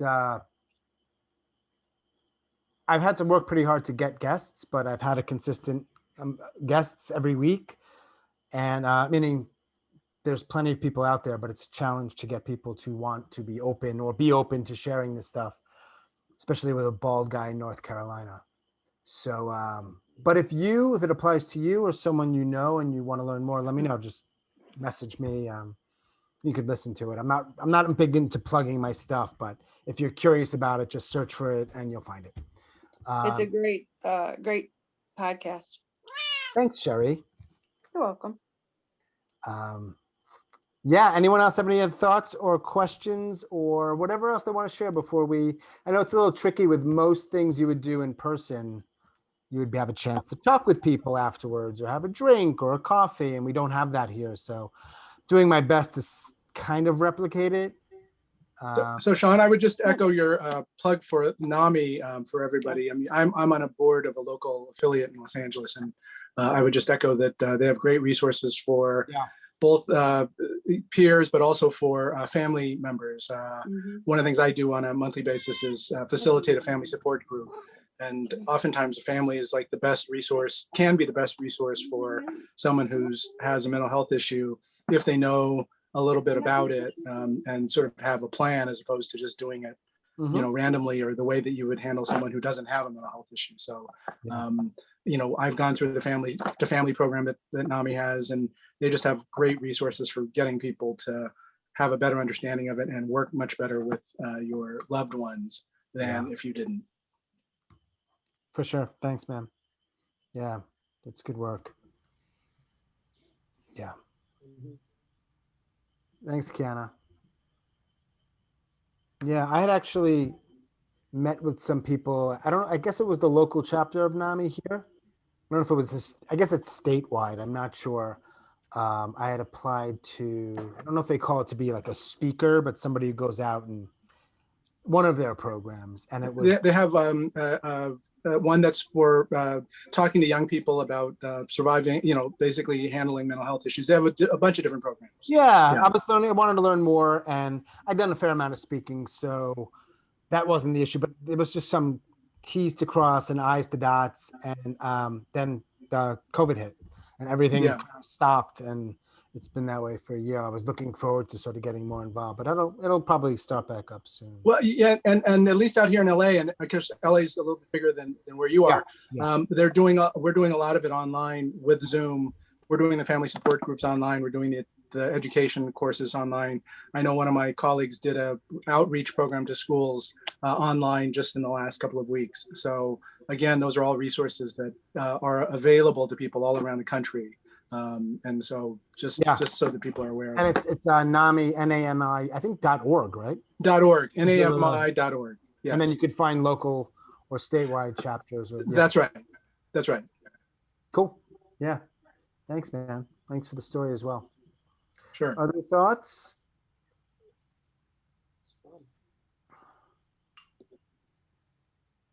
What are the other spaces that you all know of that have story stuff like this, whatever they call it, where it's mental health or I found a few, but I'm always wanting to know more and learn more about what's out there, particularly now before we're back to sort of live, real life.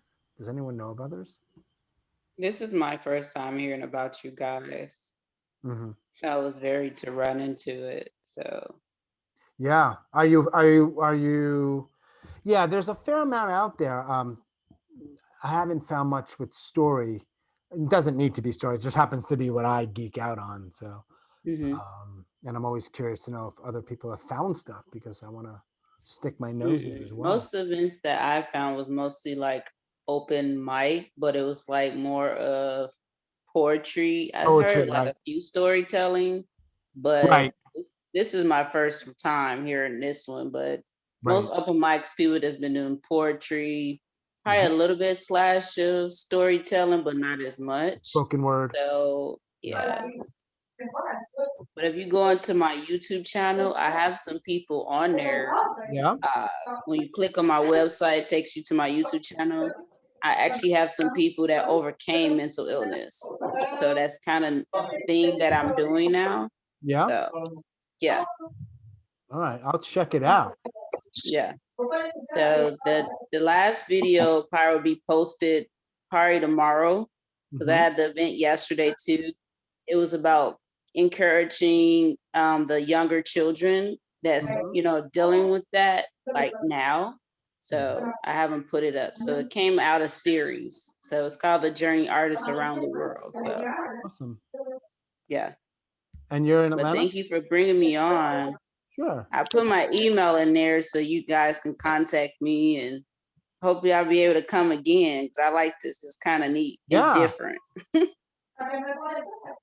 Yeah. And just so you all know, if you have an interest in any events that I do, the best way to stay abreast of it is I have a Facebook. Can I just mute somebody who's got that background? Don't mean to be rude, but that's me. Okay. I have a Facebook group and I can put that link in here. It's called Grit. And I it's just the easiest way if you want to stay abreast of the different events. So let me just put that in there. You could also just find me on Facebook. I don't mind. It's all good. And I don't know, some people may not use Facebook. It's not the greatest in the world. I know that, but it's been easy for me. So it's a sort of, there we go. Cool.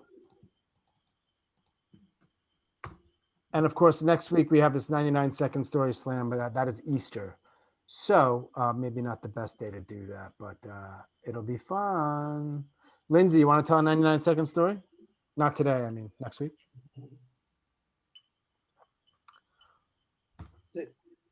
Thanks, Sean, for being so welcoming. I appreciate it. That was a lot of fun, man. Yeah, thanks for coming. Thanks for coming. Cool. Andrew, are you there? I know Andrew, that's why I'm being casual with him. Andrew, unmute yourself for a sec. Let me say hello. You good? Here, you. Your lighting is atrocious. You always say that. Yeah. Doesn't mean it's not true. But, Andrew's a really good storyteller. Just for what it's worth.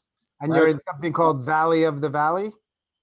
Valley best of the Valley Voices. When is that? Next Saturday, April 3rd, night before Easter. Oh, the night before my slam. Yes, night before your slam. That's what you should be saying this week, not Easter. Sean Slam. Sean Slam. That's the Sunday that matters. And yours, is that a Grand Slam yours? Kind of? Yes. Yes, it is. Best of the best. Best of the best, and it's interesting because it'll be the first time that I'll be on stage telling a story in over a year. Oh, so they're gonna do? Is it an audience? No, it's a 1,000-person theater, and they're only allowing 25 people inside. And So is it a Zoom? I'm sorry, Is it gonna be live streamed? it's gonna be on Zoom, and then for the storytellers on the stage, they're gonna set up some monitors so that we can see all the Zoom people. Wow. So can we vote or no? Yes, there's gonna be a vote On There- Zoom. on Zoom. What Well, are they actually, gonna have? use- Awesome. they'll use. Saturday, what time? I might work. I might have to work. Let me pull up the. Yeah, put the link in there. You might get a couple more bodies there. That's what I was just gonna ask.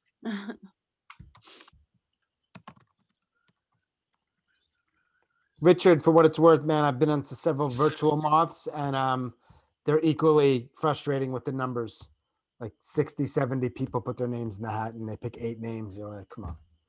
At some point, Yeah. they should cap it because it's like you're just taking money. But I guess they look at it as you're still getting to see the stories and Right. no, but it's frustrating. Yeah. Yeah. Well, it's sort of that build up all night, and then you're Right. not going to get picked, and then yeah. Andrew yeah, was I in agree. Andrew was in a slam last week with someone else who was here for a little bit, and they both crushed it. And I was really surprised that they didn't win. Or Andrew, you didn't win that, man. That I was. thought you were going to say that you were surprised that we crushed it. No, I was surprised that. Well, I'm partial, but I think I have a pretty good sense of what is good. But hey, if the audience doesn't, You agree know, with me, they don't. the worst part about that is that the person who won Yeah. has the same, like the first syllable of their name is the same as the first syllable of my name. So there was like a half second. Oh, Mm. right. Andrea. Exactly. Andrew. Right? Oh, Exactly. wow. You'll get yours. That's all. That's good. all right. You know, it's just got to keep trying. That's all. Keep plugging. Yeah. All right, that's cool. So that's the link. I hope tickets aren't expensive because I'm cheap. They're $12. $12. Yeah, can you believe it? But you know, maybe I can finagle a link. We'll see. Yeah, we can finagle sometimes. Yeah, that's right. Yeah. Depends. I don't mind doing that for certain organizations. I don't feel bad, but for that one, I feel like they're local and they probably need the money. Yeah. You know? So, and also, Andrew, I heard that your partner's going to tell a story there as the sort of closer that night, right? No, I'm trying to get her for your 99 now. I'm trying to Yeah. get her for your 99 on Sunday, you know? Well, because it's Easter, in part, the numbers are lower than usual. We have fewer slammers. If there were ever a time to try this, to try to sneak your way into the Grand Slam or a little bit less pressure, this is the Sunday to do it. Well, you I know, think I'm gonna do it. Yeah, I think this is the one because, yeah. Eventually, we'll probably have what is it? Usually I want at least 16. We'll probably get there, but right now it's not many. I'm gonna sign up. All right. Thanks. it's going to be great. Yeah, come, Sherry. Yep. And yeah. And Madeleine, are you going to tell again? Maybe. Yeah. It takes it takes a lot of energy to do these a lot. I know. It's a lot of work. But it's becoming the hot format. So got to be able Yeah. to. There was a storytelling organization, and you might know of them. I can't remember, Northlands or something. I don't know. And someone reached out to me. They're like, "Can we do a 99-second story slam?" I was like, "You can do whatever you want." Like, why are you asking me? Well, you're the guy, and I'm like, "I'm not the guy." There's a Well, small licensing fee, right? right. So they're like, well, I'm like, listen, you can do whatever you want to do. I mean, I appreciate you asking me, but I don't own anything. Well, can you help us? Like help us run it. And I was like, now I'm thinking, yeah, sure. What do you mean? And they don't have, they just need a few pointers. So I'm like, sure. Why don't you just promote my event? Where are they out of? Promote my event and I'll promote your event. And then that'll be that. Let me pull up the email. I'll tell you. I feel like, hang on one sec. Hey, Sean, I'm going to take off. Thank you very much for the opportunity. Thanks, Richard. I hope to see you again, man. Okay, thanks. Stay well. Bye, Richard. You too. Bye-bye. Hang on one sec, y'all. Nope. Hang on. Sorry. It is. Oh Oh man, Pressure's on. I suck at this. Bye. Nice meeting you guys. I'm gonna try to come again next week. No, the 4th, right? You said the 4th. Yep, That next is week. next week. Yeah. That's the It's slam. going so fast. Sorry. Everything's going so fast. I can't believe it's gonna be April. Yep. But nice meeting you guys. too. I Nice enjoyed meeting you. you. Have a good night. Good night. No, hang on. And then there were 4. That's okay. I just want to find this one thing that I was talking about. Yeah. Because I don't. I'm annoyed. Hang on. I always get annoyed. I have to check Messenger because I think some of it's there. What's going on with Messenger tonight? Oh. Well, I don't know. I think 1 or 2 people thought maybe it was in, like Messenger has rooms, I see. and I don't know why they thought that, but Right. maybe. Sean, while you're looking for that, I was sticking around to ask more about your, I guess you said it was a podcast for survivors. How would I find that? Is that in your grit group or? Well, if you want to check out the podcast to hear it, do you ever listen to podcasts?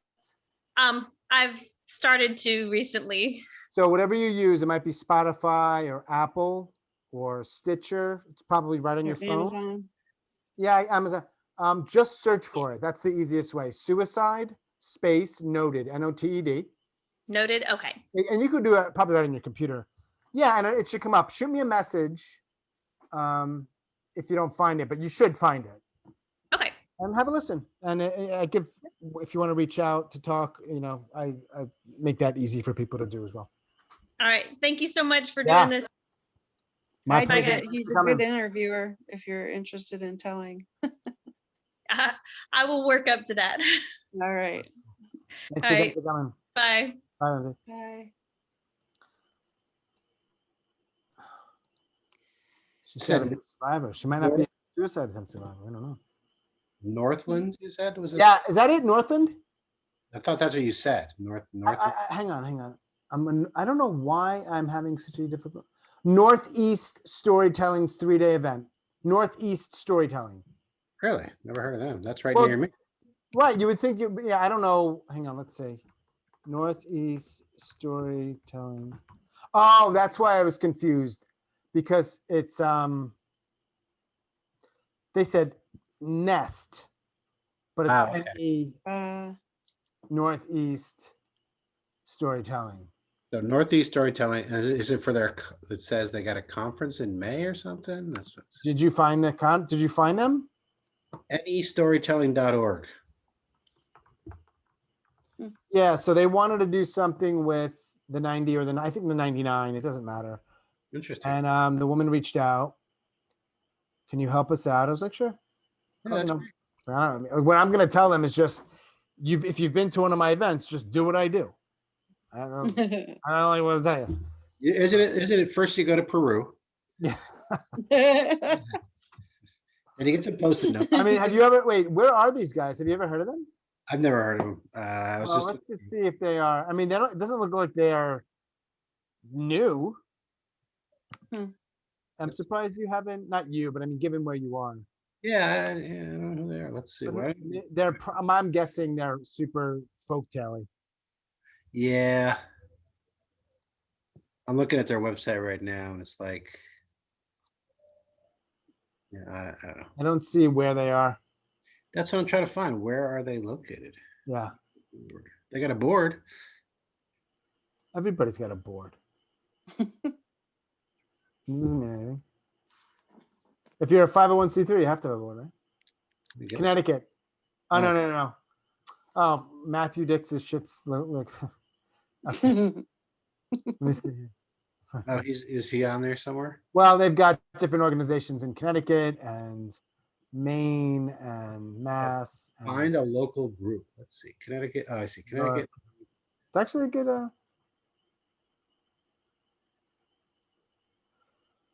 Yeah, they got a big thing. They're gonna fucking take my shit and not give me credit, bastards. What okay. though you can't, what I've learned, man, you can't prevent people from taking an idea. Can't copyright an You idea. can, what is it, trademark? So Yeah. no, maybe you can do it in a way where like, no, you can't use that word. But Mhm. at the end of the day, if you have a good idea, people are Yeah, going to take it and they're going to do something with it. can't That's copyright. okay. Like, what are you going to do? Yeah, that's the way it works. Is it going to be as good as my ones? Probably not. Hey, do you guys know anybody in Detroit area for storytelling? I do Detroit. not. Michigan's got they've got a moth up there. Patricia Wheeler runs it. Why? Patricia. You want to go Well, live? eventually, when you stop doing this, and I cry. Let me. I can't really name. Let me see if I know the moth in. I can look it up. It's okay. Wait, where is the moth in? Hmm? Yeah, I'm just trying to see who runs it because I probably chatted with them at some point. Yeah, Patricia Wheeler Okay. runs the slam in Detroit. Okay. I mean, The moth. I think I we've got chatted once. I invited her probably to tell a story, and she probably said no. That happens a lot. Yeah, the moth in Detroit has a Facebook group. Okay. So join that, I will. and then you can at least know what's going on. I see that they are March 31st. Huh. Hmm. Yeah, they'll. Alright. By the Was it way, Moth Detroit? if you put in the search "the moth in Detroit," it should come up. Okay. All right. You got 16 for next Sunday or not? No, I have maybe like 7 right now. Oh, really? Okay. Yeah. I mean, I'll I'm be hustling. I'm reaching. I have to often reach out. People don't like bang down my door. By Sunday, I'll probably have. I'd like it to be 16, but it could be a little less and be okay. 16 to me is a good number. Yeah, I was inspired tonight. I think I'll have a 99-second for you. I'll work on it. Cool. And remember, ideally, you're bringing 2, right?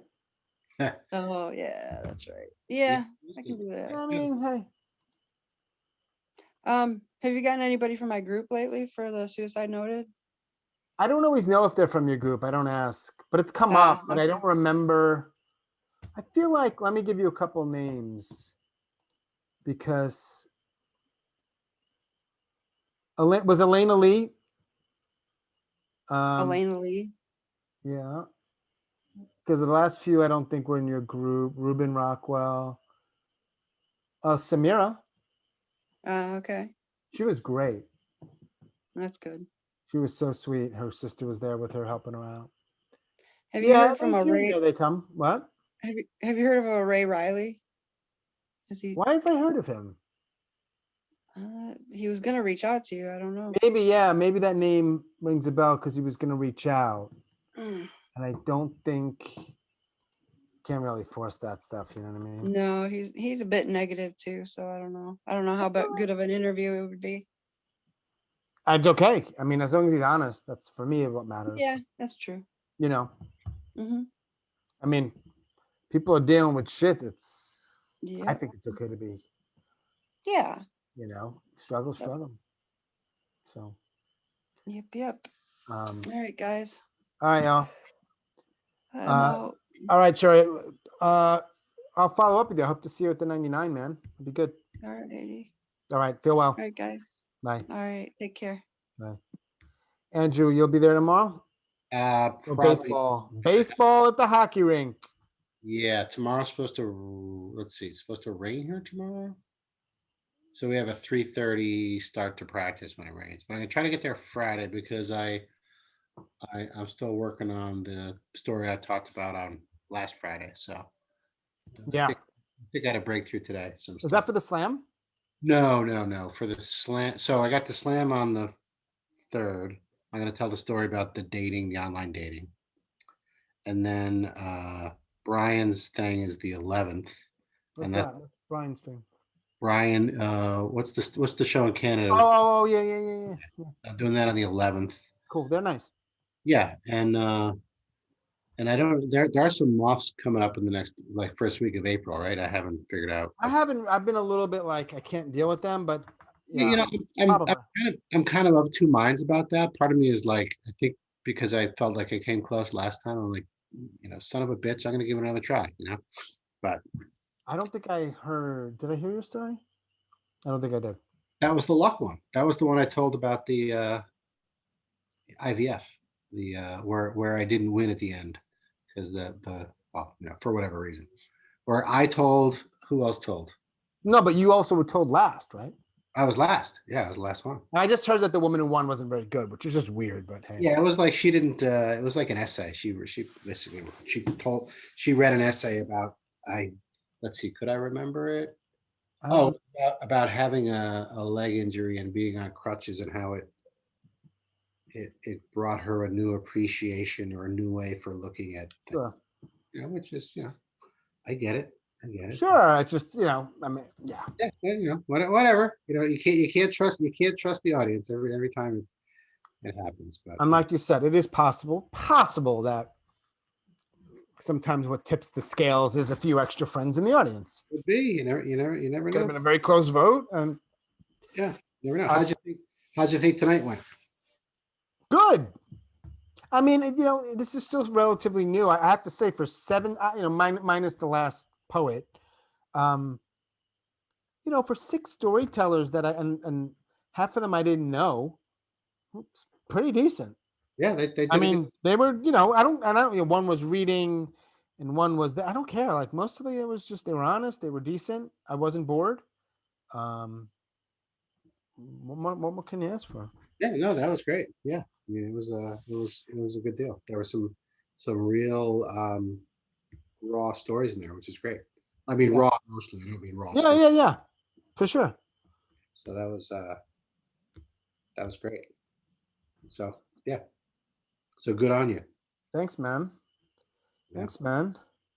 So I'm going to try to get there on Friday for Swap Shop, but I will definitely be there on Sunday for that. Yes. Tell me about Steph's thing and your thing. Like, that's Friday night. Is that what that is? The 99 Friday thing is anybody who has either been connected with Story Jam, student or teacher, was invited to tell a 99 second story. And are you telling a 99 second? I think so. Okay. And they're so it's like a showcase. It's a showcase. Gotcha. And then I don't know what you know, but so we've been talking for a long time about just trying to like join forces with this 99 thing. Yeah. Leverage what we have and blah blah blah. So we're going to do more of that soon. So this Sunday is Slam, and 2 weeks from them is the Grand Slam, and then we might do some minor rebranding and just talk about how we can leverage it a little bit and try to up our game a little bit and expand our reach a little bit and go in. We'll see what happens. What is that? I mean, you don't need to tell everything, but what does that look like when you say expand it and up your game? I don't know. I think for starters, just simply trying to spread it more actively and a little bit more intentionally. Maybe offering a class. And again, you may need to, we may need to take it and sort of say 99 just for 99 is going to be a small group. But if you can reframe it, interviews or dates or, it's different. So that's the other thing. And the other thing we were talking about is she has some connections in public radio. Yeah. And she's just had a couple conversations, just like really just feeling out like there's this new format. And I've got like 200 some stories right now on my computer. Some are good, some are, like I've got stuff.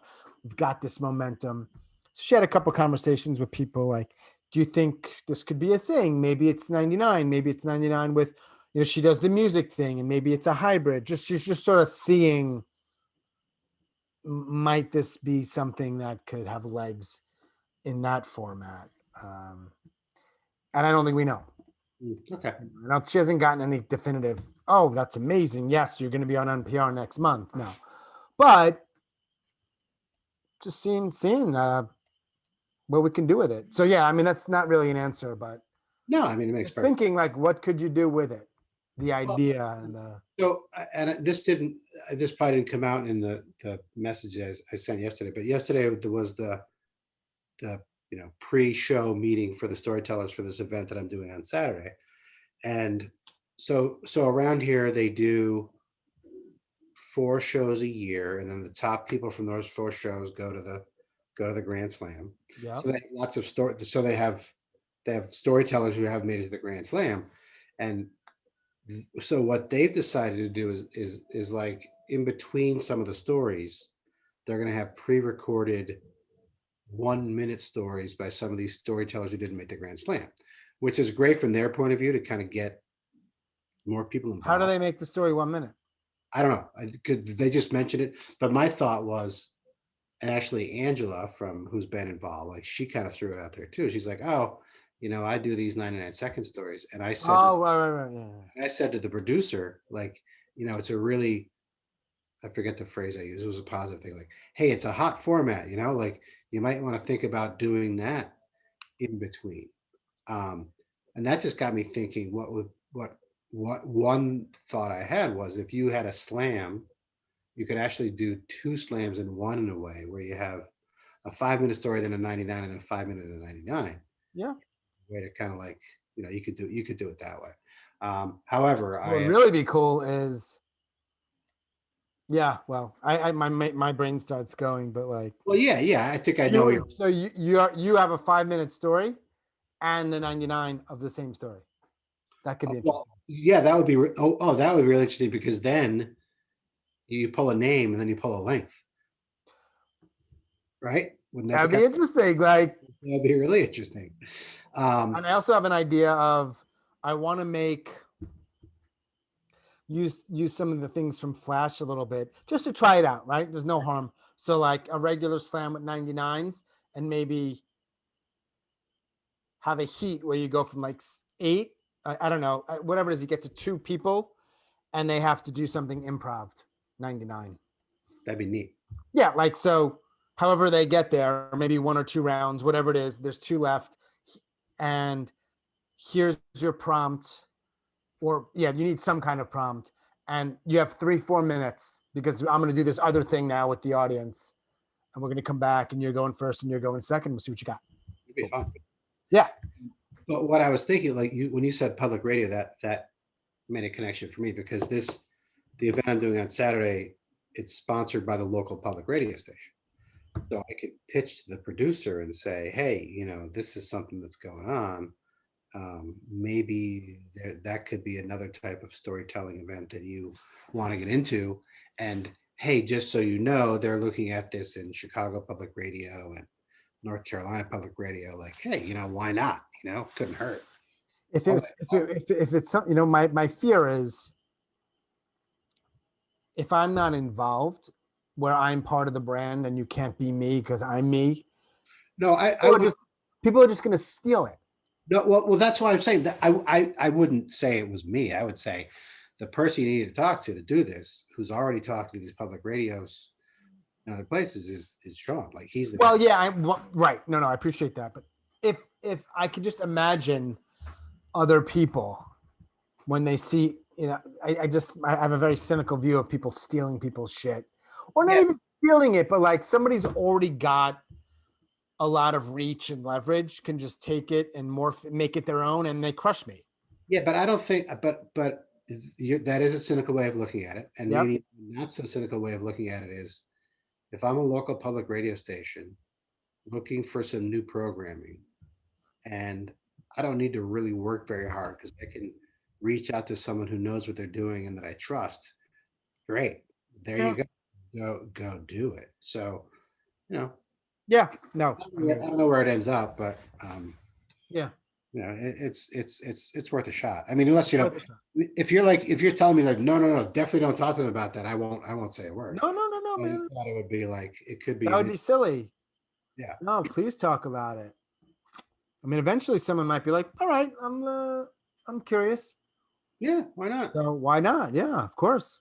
I mean, from a teaching perspective, I think it's a phenomenal.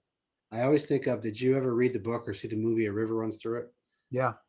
Where the father is the minister who Yeah. makes the writing assignments every week. Yeah. And then he hands it back and says half as long. Like that's what that's every, so you have to. I don't remember that, but it makes Yeah, sense. it's really good. And now you got to write, okay, it's really good. Write it again, but half as long. Like that's really what the 99 is all about. You're boiling it down to an essence of, really good storytelling. Mm. That's Yeah. how Yeah. When done well, for sure. And we see when it's not done so well. And I don't know. I think it's an interesting form for sure. Oh, it absolutely is an interesting form. Yeah. Now, like the longer stories feel so long though. It's like you have to be even better now to keep my attention. Yeah, both from a writing and a listening standpoint too. They seem a lot longer. But, Yeah. However, again, looking at it in a positive fashion, like that's always been the challenge with the longer stories, to keep someone's attention. Now it's harder, but that's okay because that's the way it should be. You want to keep people's attention. So yeah, every word is important. I mean, yeah, even tonight, and I know they weren't polished stories, but sometimes it's like, okay, can you just kind of get to the point a little bit? Yeah. Oh yeah, for sure. So that's going to happen. Anyway, it's all good. It's all good, man. I will keep you posted on, I'll reach out to the producer next week and I'll let you know what they say. Yeah. Cool, man. Awesome. I appreciate it. And I'll see you at latest Friday, I think, right? Yeah, Friday. Yeah, Friday. Sounds good. Cool, man. Take care. Have a good night. Thanks, bro. Have a good night. Bye.